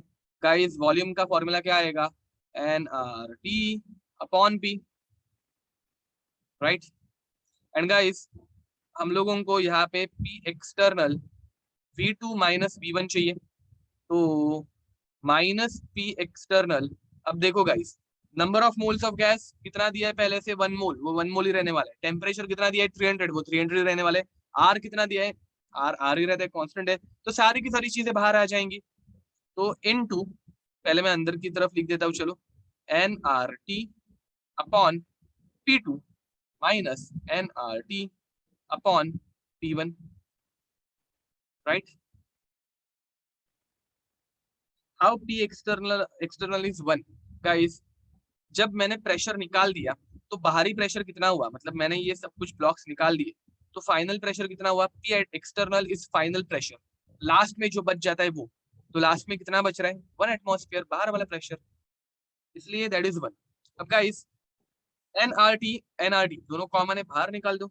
अंदर रखना है तो अंदर रख के भी हम लोग कैलकुलेशन कर सकते हैं, कोई प्रॉब्लम नहीं है, बट बाहर निकालेंगे तो आई गेस थोड़ा इजी हो जाएगा। तो minus P external into N R T upon 1 upon P2 minus 1 upon P1, ठीक है। And now I think you can calculate the answer, ठीक है। एंड इज क्वाइट सिंपल, क्या हो जाएगा, -1 इंटू आर को आर रखते हैं या फिर 2 कर देते हैं, टेम्परेचर 300 है, 1 अपॉन P2 कितना है 1 है, -1/2। समझ में आ रहा है कुछ, ठीक है। तो -1 मतलब -600 इंटू 1/1 माइनस हाफ, हाफ बच जाएगा, ये कैंसिल आउट कर दो। What is the final answer, final answer will become -300 R। This is the W max, sorry W max नहीं, W। एंड गाइस तुम लोगों को पता ही है, इरिवर्सिबल में वर्क डन हमेशा कम आता है, रिवर्सिबल में वर्क डन हमेशा ज्यादा आता है। And this is a proof for it. देखो इरिवर्सिबल का वर्क डन -420 था, यहाँ पे -300। अच्छा आर क्यों लिखा है मैंने, कैलोरीज लिखना चाहिए था, सॉरी।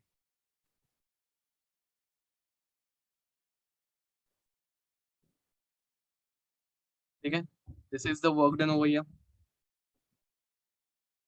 यूनिट के बदले मैंने आर लिख दिया था by mistakenly, so this is the work done over here, ठीक है। एंड अब क्यू निकालना है, क्यू तो हम लोगों को डायरेक्ट -W करना है, दैट्स इट। तो Q will become +300 calories.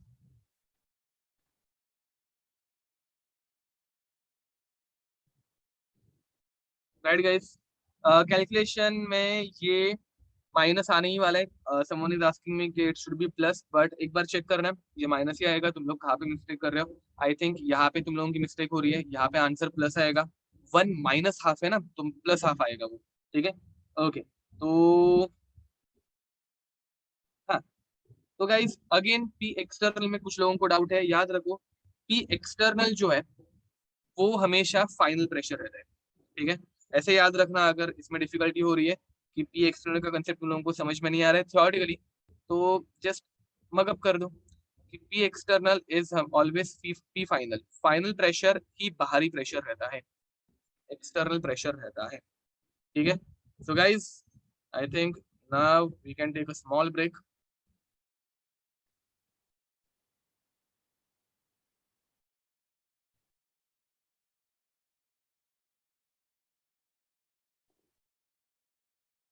Guys compression हो रहा है, कंप्रेशन के टाइम पे, सॉरी कंप्रेशन एक्सपांशन हो रहा है, एक्सपांशन के टाइम पे हमेशा वर्क डन नेगेटिव आता है, ठीक है।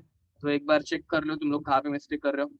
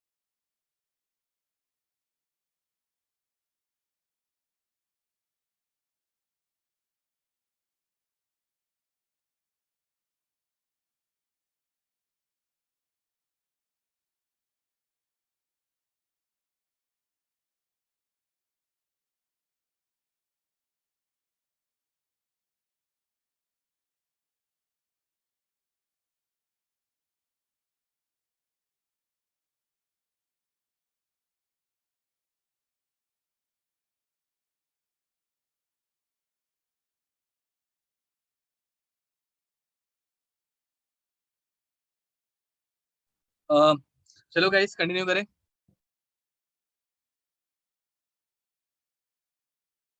Now, next.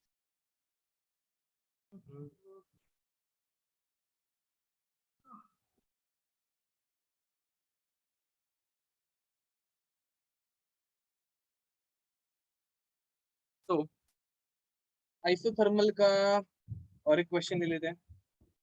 Next question is 1 mole of an ideal gas is compressed. Next question is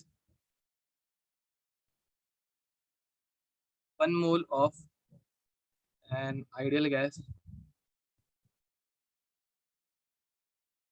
is compressed isothermally from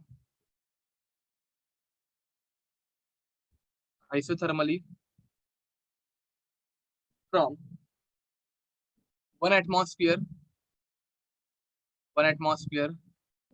to 2 atmosphere at 300 Kelvin.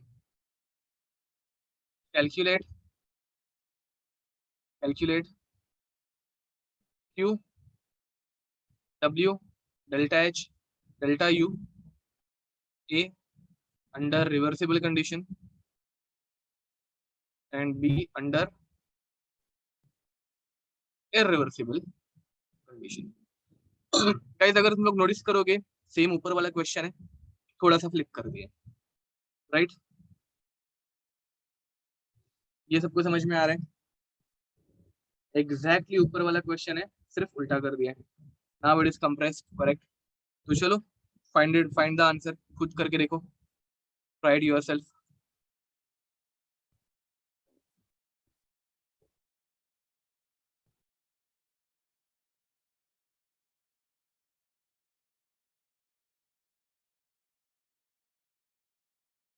Over here work done will be positive. Over here work done will be positive. Correct.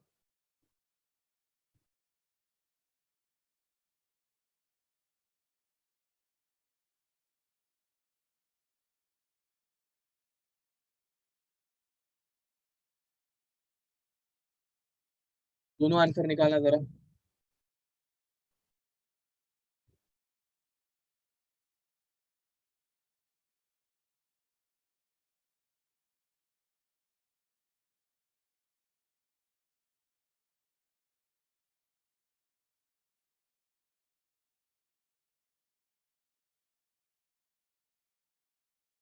ln of 1/2 जो है उसको तुम लोग, okay, I think I have to solve it. तुम लोगों को direct नहीं जमेगा, mathematical part में तुम लोग थोड़ा रोक सकते हो। तो चलो मैं बता देता हूँ।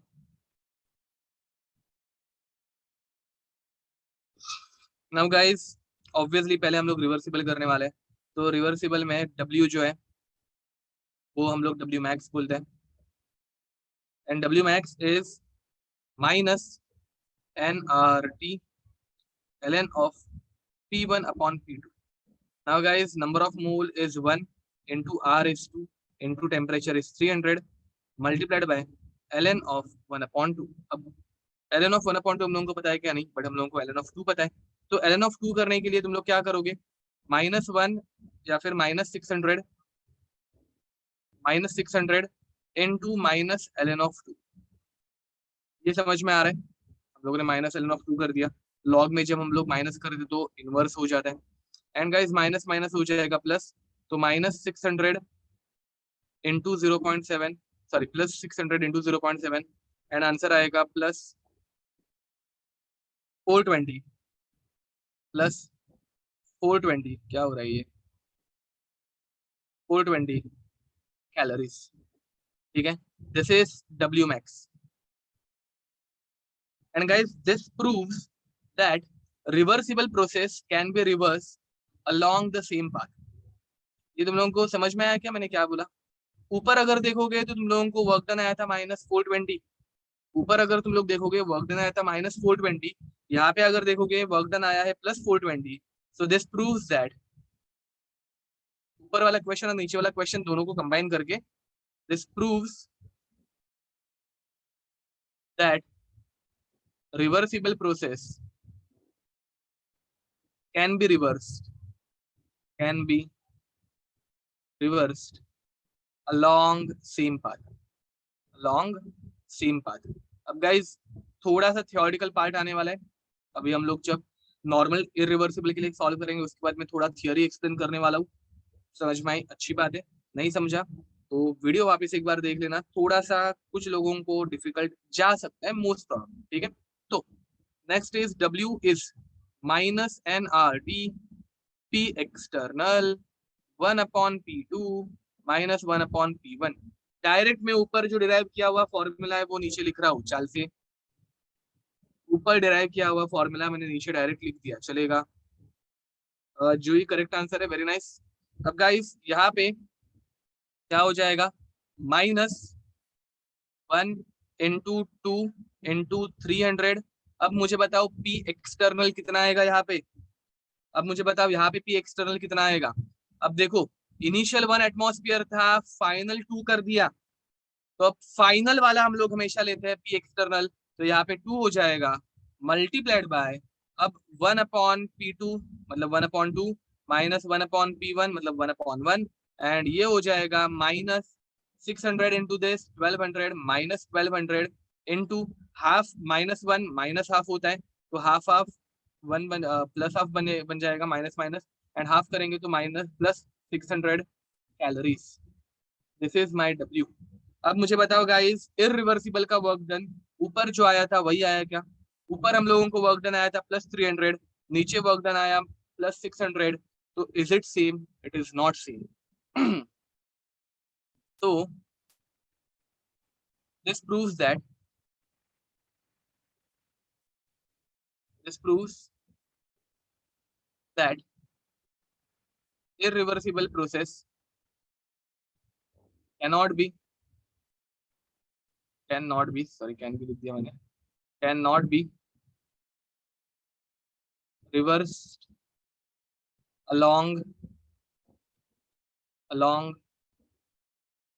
same path. ओके, तो हाँ, how work is more for reversible, आ रहे वो सब थियोरिटिकल पार्ट में आएगा, डोंट वरी। अच्छा क्वेश्चन है बाय द वे कि इरिवर्सिबल रिवर्सिबल के लिए हम लोग हमेशा W मैक्स बोलते हैं, पर यहाँ पे इरिवर्सिबल के लिए आ गया, ऐसे कैसे आएगा। थियरी में हम लोग जब देखेंगे सब कुछ कवर होगा। तो yes yes yes, I have told you, don't worry, explanation आ रहा है। अब गाइस पहले हम लोग ग्राफिकली देखते हैं, ठीक है, ग्राफिकली।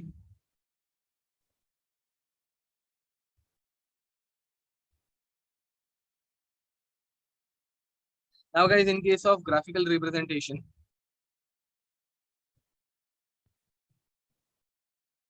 अगर मैं रिवर्सिबल प्रोसेस का रिप्रेजेंटेशन करूं, किसका? रिवर्सिबल, ठीक है, रिवर्सिबल का प्रेशर वर्सेस वॉल्यूम का ग्राफ कैसे आएगा। अगर मैं एक्सपांशन कर रहा हूं, देखो एक्सपांशन मतलब वॉल्यूम बढ़ते जा रहा है, तो ये इस पाथ को फॉलो करेगा। अगर मैं कंप्रेशन कर रहा हूं तो ये ऊपर उल्टा जाएगा। बट गाइस दोनों में सेम पाथ फॉलो होगी, एंड दोनों में सेम पाथ अगर फॉलो हुई तो दोनों का वर्क डन इतना ही रहने वाला है। Clear? Same path is followed, same path reversible है तो सेम पाथ के अलोंग वो रिवर्स हो जाएगा, हेंस W इज सेम। सिर्फ चेंज कहाँ पे आएगा? Sign is reverse, sign changes, बाकी सारा कुछ सेम। ये समझा? अब गाइस इरिवर्सिबल के लिए अगर मैं देखूं, इरिवर्सिबल के लिए अगर मैं देखूं, देखो रिवर्सिबल में प्रेशर धीरे धीरे कम होता है, इसलिए वो ऐसे स्लैंटिंग आया। प्रेशर हम लोग धीरे धीरे कम करते जा रहे हैं, धीरे धीरे बढ़ाते जा रहे हैं, एक एक वेट ऐड करेंगे या फिर एक एक सैंड का ग्रेन ऐड करेंगे। अब इरिवर्सिबल में फील लेना गाइस, फील लेना। पहले हम लोगों ने क्या किया था, पहले हम लोगों ने एक्सपांशन किया था, इफ यू कैन सी, देखो ये प्रेशर वॉल्यूम है, प्रेशर वॉल्यूम, ठीक है। अब हम लोग प्रेशर 1 एटमॉस्फेयर से 2 एटमॉस्फेयर लेके जा रहे थे, तो let's assume this is 1 atmosphere, ठीक है, let's assume this is 1 atmosphere, चलेगा, थोड़ा सा अजम्पशन कर रहे हैं। This is 1 atmosphere, this is 2 atmosphere, let's assume 1 atmosphere पे ये 10 लीटर था, एंड 2 एटमॉस्फेयर सॉरी मतलब 10 और 2 20 लीटर, ऐसे कुछ होने वाले, ठीक है। अब गाइस अच्छे से देखो, यहाँ पे हम लोगों ने क्या किया, एक्सपांशन किया, राइट। यहाँ पे हम लोगों ने क्या किया, एक्सपांशन किया। एक्सपांशन किधर से किधर हुआ, 2 एटमॉस्फेयर से हम लोग 1 एटमॉस्फेयर चले गए, करेक्ट। एक्सपांशन करते वक्त हम लोग 2 एटमॉस्फेयर से 1 एटमॉस्फेयर चले गए। तो अब वंस अगेन देखो, मैंने क्या किया, मैंने एक्सपांशन किया, तो लेट्स अज्यूम 2 एटमॉस्फेयर पे पॉइंट्स देखना गाइस, 2 एटमॉस्फेयर पे 10 लीटर वॉल्यूम था, 2 एटमॉस्फेयर पे 10 लीटर वॉल्यूम था। 2 एटमॉस्फेयर से मैं डायरेक्ट जुप, यार मैंने दोनों के दोनों वेट बोला क्या था, मैंने रिवर्सिबल में मैंने दोनों के दोनों वेट एक साथ उठा दिए। तो 2 एटमॉस्फेयर से अगर मैं 1 एटमॉस्फेयर जा रहा हूँ, ग्राफ अच्छे से समझ लो, तो ये एट अ टाइम नीचे आ गया। ये समझा तुम लोगों को, pressure at a time drop हो गया। देखो ये पहली स्टेप समझी तुम लोगों को, pressure at a time drop हो रहा है। 2 एटमॉस्फेयर से मैं डायरेक्ट 1 एटमॉस्फेयर आ गया, एंड डायरेक्ट मैंने वेट निकाल दिए, तो वॉल्यूम भी एट अ टाइम बढ़ गया, वॉल्यूम भी एट अ टाइम बढ़ गया। ये समझा। इरिवर्सिबल में तुम लोगों ने ये ऐसा कुछ पाथ फॉलो किया है, वॉल्यूम एट अ टाइम बढ़ गया, राइट। 10 लीटर से वॉल्यूम डायरेक्ट बन गया 20 लीटर, ड्रास्टिक चेंज, परफेक्ट। ठीक है, अब मुझे बताओ यहाँ पे वर्क डन कितना होगा। ये एक्सपांशन प्रोसेस थी गाइस, एंड एक्सपांशन प्रोसेस में वर्क डन कितना हुआ, देखो ये इतना कुछ हुआ, जो भी हुआ होगा, we don't care about it right now, but जो भी हुआ होगा। Is it clear. Why did pressure change first and not volume, because guys मैं पहले से बता रहा हूँ ना, हम लोग पहले प्रेशर उठा देते। ये ऊपर वाले डायग्राम देखो, पहले मैं क्या करूंगा, पहले मैं प्रेशर हटा दूंगा, तब जाके गैस ड्रास्टिकली चेंज होगी। मैंने वो दोनों के दोनों वेट्स डायरेक्ट उठा दिए, प्रेशर मैंने चेंज कर दिया, प्रेशर मैंने कम किया, तब जाके वॉल्यूम उसके बाद बढ़ा। समझ में आ रहा है, गेटिंग इट। अब अब गाइस मुझे क्या करना है, मुझे यहाँ पे कंप्रेशन, सेकंड क्वेश्चन में मैंने कंप्रेशन किया। अब गाइस कंप्रेस करते वक्त मैंने जो पहले प्रेशर उठाया था, वो मैंने डायरेक्ट धड़ाम करके डाल दिया। Are you getting it. जो प्रेशर मैंने पहले सब करके एक ही फ्रैक्शन ऑफ सेकंड में निकाल दिया था, वो मैंने वापस ऐड कर दिया। अब गाइस मुझे बताओ, प्रेशर जब ऐड करूंगा, प्रेशर जब ऐड करूंगा, तो इस ग्राफ में अभी क्या चेंज होगा। अब देखो इंस्टेंटेनियस एडिशन हो रही है, तो ये ग्राफ वापस इंस्टेंटेनियसली बढ़ जाएगा। 1 एटमॉस्फेयर से डायरेक्ट मैं 2 एटमॉस्फेयर पे लेके गया। Are you getting it. अरे ये पाथ समझ में आ रही, देखो पाथ चेंज हो गई, पाथ चेंज हो गई। अभी हम लोग पहले वॉल्यूम कम कर रहे हैं क्या, नहीं। अभी हम लोगों ने क्या किया, पहले मैंने प्रेशर बढ़ा दिया, डायरेक्ट प्रेशर बढ़ गया, एंड प्रेशर बढ़ने के बाद उसके बाद वो वापस वॉल्यूम कम हो जाएगा, उसके बाद वॉल्यूम वापस कम हो जाएगा। गाइस देखो, path 1 and path 2, path 1 and path 2, ये जो है वो हम लोगों ने यूज किया था एक्सपांशन के लिए। And path 3 and path 4, path 3 and path 4, ये हम लोग यूज कर रहे हैं कंप्रेशन के लिए। फीलिंग आ रही है क्या, एरोस देखो, कंप्रेशन करते वक्त प्रेशर मैंने मैंने वेट ऐड कर दिए, प्रेशर जुप बढ़ गया, एंड उसके बाद वॉल्यूम कम होते गया। Getting it. अब मुझे बताओ, कंप्रेशन में जो वर्क डन हुआ वो एरिया अंडर द कर्व, बराबर, फॉर्मूला तो पता है तुम लोगों को। अब मुझे बताओ कंप्रेशन का work done area under the curve अगर मैं देखने जाऊं, तो ये पूरा आ गया ना, कंप्रेशन का वर्क डन ज्यादा है। ग्राफिकली फील हुआ, ग्राफिकली ये समझ में आया क्या, देखो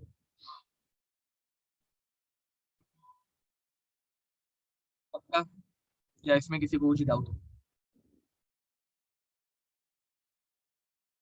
ठीक है, अगर डाउट होगा तो भी मैं वापस एक्सप्लेन नहीं करूंगा, ऑब्वियस है, बिकॉज पूरा कंसेप्चुअल है। तुम लोगों को जस्ट थोड़ी देर के बाद वापस वीडियो देखना है, तुम लोगों को एक पॉइंट आएगा जब ये क्लिक हो जाएगा अपने आप। ठीक है, ओके। अब नेक्स्ट,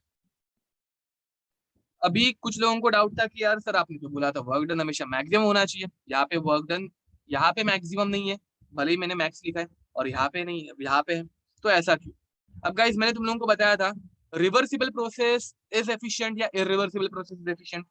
मुझे बताओ विच वन इज मोर एफिशिएंट इन दोनों में। हम लोग मैंने यहाँ पे इरिवर्सिबल लिखा नहीं है ना, sorry, irreversible, reversible is more efficient, perfect, correct बोल रहे हो, ठीक है। तो guys reversible process is more efficient and this is less efficient. अब देखो, reversible engine is the perfect engine, it is the perfect engine. Perfect engine की definition क्या? परफेक्ट इंजन का एक तुम लोगों को सिंपल एग्जांपल देता हूँ। तुम लोगों ने कोई एक नई गाड़ी खरीदी, ठीक है, कोई भी है, तो ऑन पेपर अगर तुम लोग देखोगे ना, तो उसका एक माइलेज लिखा रहता है, एंड उसका माइलेज ऑन पेपर लिखा रहेगा, समझ लो 25 किलोमीटर पर लीटर ऑन पेपर। या तुम लोग अभी भी चेक कर सकते हो, कोई भी एक गाड़ी का रैंडम नाम लिख देना, उसका माइलेज लिखा रहेगा कुछ ना कुछ, ठीक है। एंड लेट्स अज्यूम उसका माइलेज देख रखा है तुम लोगों को 25 लीटर पर, सॉरी 25 किलोमीटर पर लीटर, वो आइडियल कंडीशन के अंदर, ठीक है। बट जब एक बार वो रोड पे आ जाए गाड़ी, तो वो 25 लीटर हम लोगों को माइलेज देती है क्या? सॉरी 25 किलोमीटर माइलेज देती है क्या? नहीं देती। वो 25 से ज्यादा माइलेज देती है या कम माइलेज देती है गाइस? वो 25 से ज्यादा माइलेज देती है, कम देती है? कम देती है, because it is less efficient. अब more efficient and less efficient, ये तुम लोगों को सिर्फ डेफिनेशन इतना तो पता है। चलो, अब मुझे बताओ, तुम लोगों को मैं अगर कंप्रेशन की बात करूं, तो compression is work done by the gas या on the gas? Compression is work done by the gas या ऑन द गैस? बताओ जरा। On the gas, very nice. Compression is work done on the gas. And अगर मैं expansion की बात करूं, तो कंप्रेशन ऑन द गैस या by the gas? Work done on the gas या बाय द गैस? एक्सपांशन मतलब बाय द गैस। इतना समझ में आता है? ओके। अब तुम लोगों को बताओ, तुम लोग मुझे बताओ, इंजन में तुम लोग जो फ्यूल ऐड कर रहे हो, उससे ज्यादा एनर्जी मिलनी चाहिए, कम एनर्जी मिलनी चाहिए? उससे ज्यादा से ज्यादा एनर्जी मिलनी चाहिए या कम से कम एनर्जी मिलनी चाहिए? ज्यादा से ज्यादा। मतलब let's assume our gas is my fuel, our gas is my fuel, तो work done by the gas, it should be maximum या it should be minimum? Work done by the gas, it should be maximum या it should be minimum? It should be maximum, perfect. And work done on the gas, देखो gas से तुम लोगों को ज्यादा work done मिलना चाहिए। For example, और एक एग्जाम्पल लेता हूँ, तुम लोगों ने मार्केट से एक नया नया मोबाइल खरीदा। अब गाइस मुझे बताओ, नया मोबाइल खरीदोगे तो उसकी चार्जिंग 40 मिनट में होनी चाहिए या 4 घंटे में होनी चाहिए? उसकी चार्जिंग 40 मिनट में होनी चाहिए या 4 घंटे में होनी चाहिए? ऑब्वियसली 40 मिनट के अंदर होनी चाहिए। बट वो पूरे दिन चलना चाहिए या सिर्फ 5-6 घंटे के बाद दम तोड़ देना चाहिए? वो पूरे दिन चलना चाहिए या 5-6 घंटे के बाद खत्म हो जानी चाहिए उसकी charging? Obviously it should work for whole day. Now guys, मतलब work done on that mobile, charging के लिए जो वर्क डन करोगे वो तुम लोगों को क्या चाहिए? वो तुम लोगों को मिनिमम चाहिए। चार्जिंग के लिए जो वर्क डन करोगे वो तुम लोगों को मिनिमम चाहिए। एंड चार्ज होने के बाद जो उससे वर्क डन होगा, उस मोबाइल से वर्क डन होगा, वो हम लोगों को मैक्सिमम चाहिए। That is called as more efficient process. Are you getting it? But यहाँ पे दूसरी साइड आते हैं, कंप्रेशन एंड एक्सपांशन। अब लेस एफिशिएंट प्रोसेस मतलब क्या? अब एक बार मोबाइल पुराना हो गया ना, तो साला उसको चार्ज करने के लिए अपने को 4-4 घंटे लगते हैं, करेक्ट और wrong? Work done on the gas, किसी ने यूज किया ऐसे किसी के घर पे ऐसे 10-12 साल पुराना मोबाइल, इसको चार्ज करने में ही पूरा दिन चले जाते हैं, बट उनके मॉम डैड अभी तक उसको फेंक नहीं रहे? मोस्ट प्रॉब्ली पहला मोबाइल होगा घर का, इसलिए रहता है ना वो, अटैचमेंट रहती है, ठीक है। तो ऐसा हो सकता है बहुत लोगों के घर पे रहेगा, ठीक है। तो अब उस मोबाइल को चार्ज करने के लिए ही 4-4 घंटे लग रहे हैं, ठीक है। तो मुझे बताओ, work done on the gas मतलब work done on the system, यहाँ पे क्या हो गया? मैक्सिमम। बट वो 4 घंटे चार्ज करने के बाद भाई हार्डली 2-3 घंटे चल रहा है, मतलब पूरा दिन उसको चार्ज पे लैंडलाइन बन गया अभी वो घर का, ठीक है। तो work done by the gas minimum है, मतलब तुम लोगों का मोबाइल कम से कम टाइम चल रहा है, एंड ज्यादा से ज्यादा टाइम उसको चार्जिंग देनी पड़ रही है, तो that is the less efficient process. And less efficient process कौन सी रहती है? इरिवर्सिबल। अब जरा इन दोनों को कोरिलेट करते हैं। देखो मैंने मेरे तरफ से जितनी हो सके उतनी थियरी एक्सप्लेन कर दी, but still it is too much to remember, so you might forget it. Make sure you revisit this video once again after some time. Now compression, अगर तुम लोग रिवर्सिबल प्रोसेस की बात कर रहे हो तो कंप्रेशन में मिनिमम एनर्जी जानी चाहिए एंड मैक्सिमम एनर्जी इरिवर्सिबल में जानी चाहिए कंप्रेशन में। देखो कंप्रेशन यहाँ पे था 1 एटमॉस्फेयर से 2 एटमॉस्फेयर, वर्क डन यहाँ पे मिनिमम था एंड कंप्रेशन इरिवर्सिबल का मैक्सिमम था। मतलब क्या? तो कम एनर्जी देनी पड़ी रिवर्सिबल में, ज्यादा एनर्जी देनी पड़ी इरिवर्सिबल में। समझ में आ रहा है क्या? देखो कोरिलेट करो। क्यों मिनिमम एनर्जी? बिकॉज ये आइडियल सिस्टम है, ये मोर एफिशिएंट प्रोसेस है।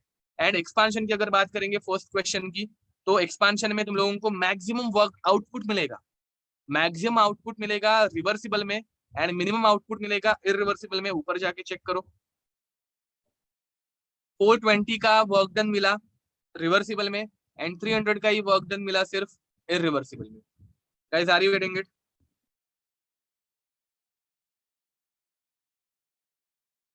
अगेन थियरी का पार्ट है, यूजुअली हम लोगों को मैथमेटिकल चीजें ही आती है, ठीक है? तो इतना कुछ सीरियसली इसको लेने की जरूरत नहीं है, ठीक है? याद रहेगा, अच्छी बात है। अगर कोई ये सारा थियरी का पार्ट जो है वो यूजुअली एडवांस लेवल पे आता है भाई, ठीक है? इतनी थियरी या फिर इतना कंसेप्चुअल जो कोर पार्ट है वो एडवांस पार्ट में आता है। बट स्टिल आई थिंक मैंने तुम लोगों को लिख के दिया था कि वर्क डन मैक्सिमम हमेशा रहना चाहिए, बट यहाँ पे वो मैक्सिमम ना आते हुए यहाँ पे आया, तो एक्सप्लेन करना जरूरी था, तो इसलिए ठीक है।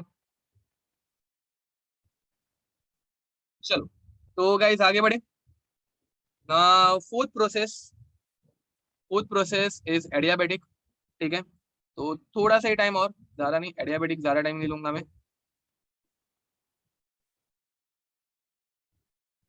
ठीक है? तो नाउ गाइस एडियाबेटिक मतलब heat constant, very nice, correct बोल रहे हो। तो हीट कांस्टेंट, हीट कांस्टेंट मतलब हम लोगों का Q is equals to zero या फिर D Q is equals to zero.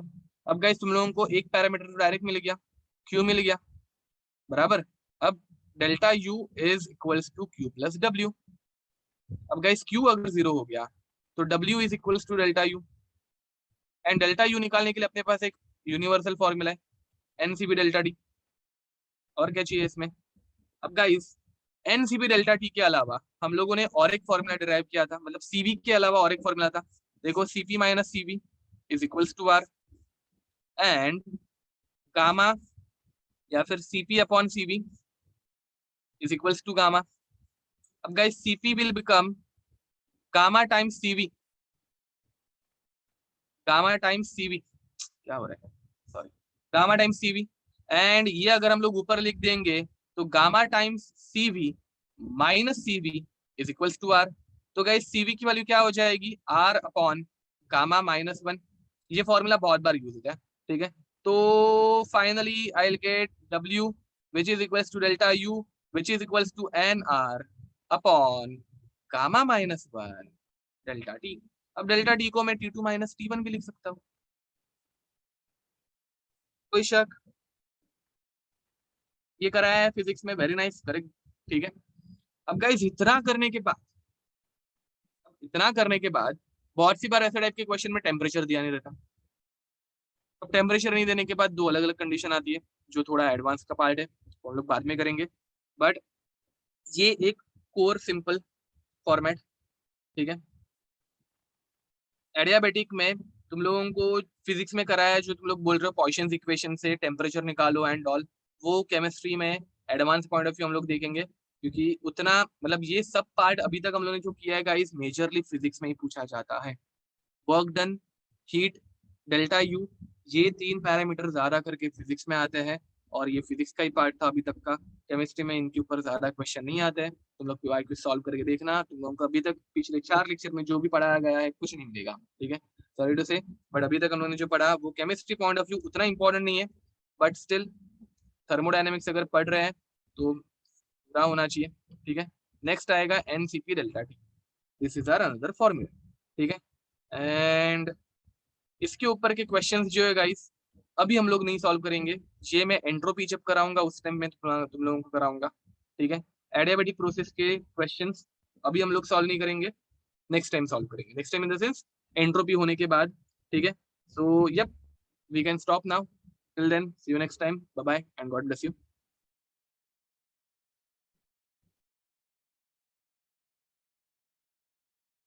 Okay, bye bye guys, bye bye.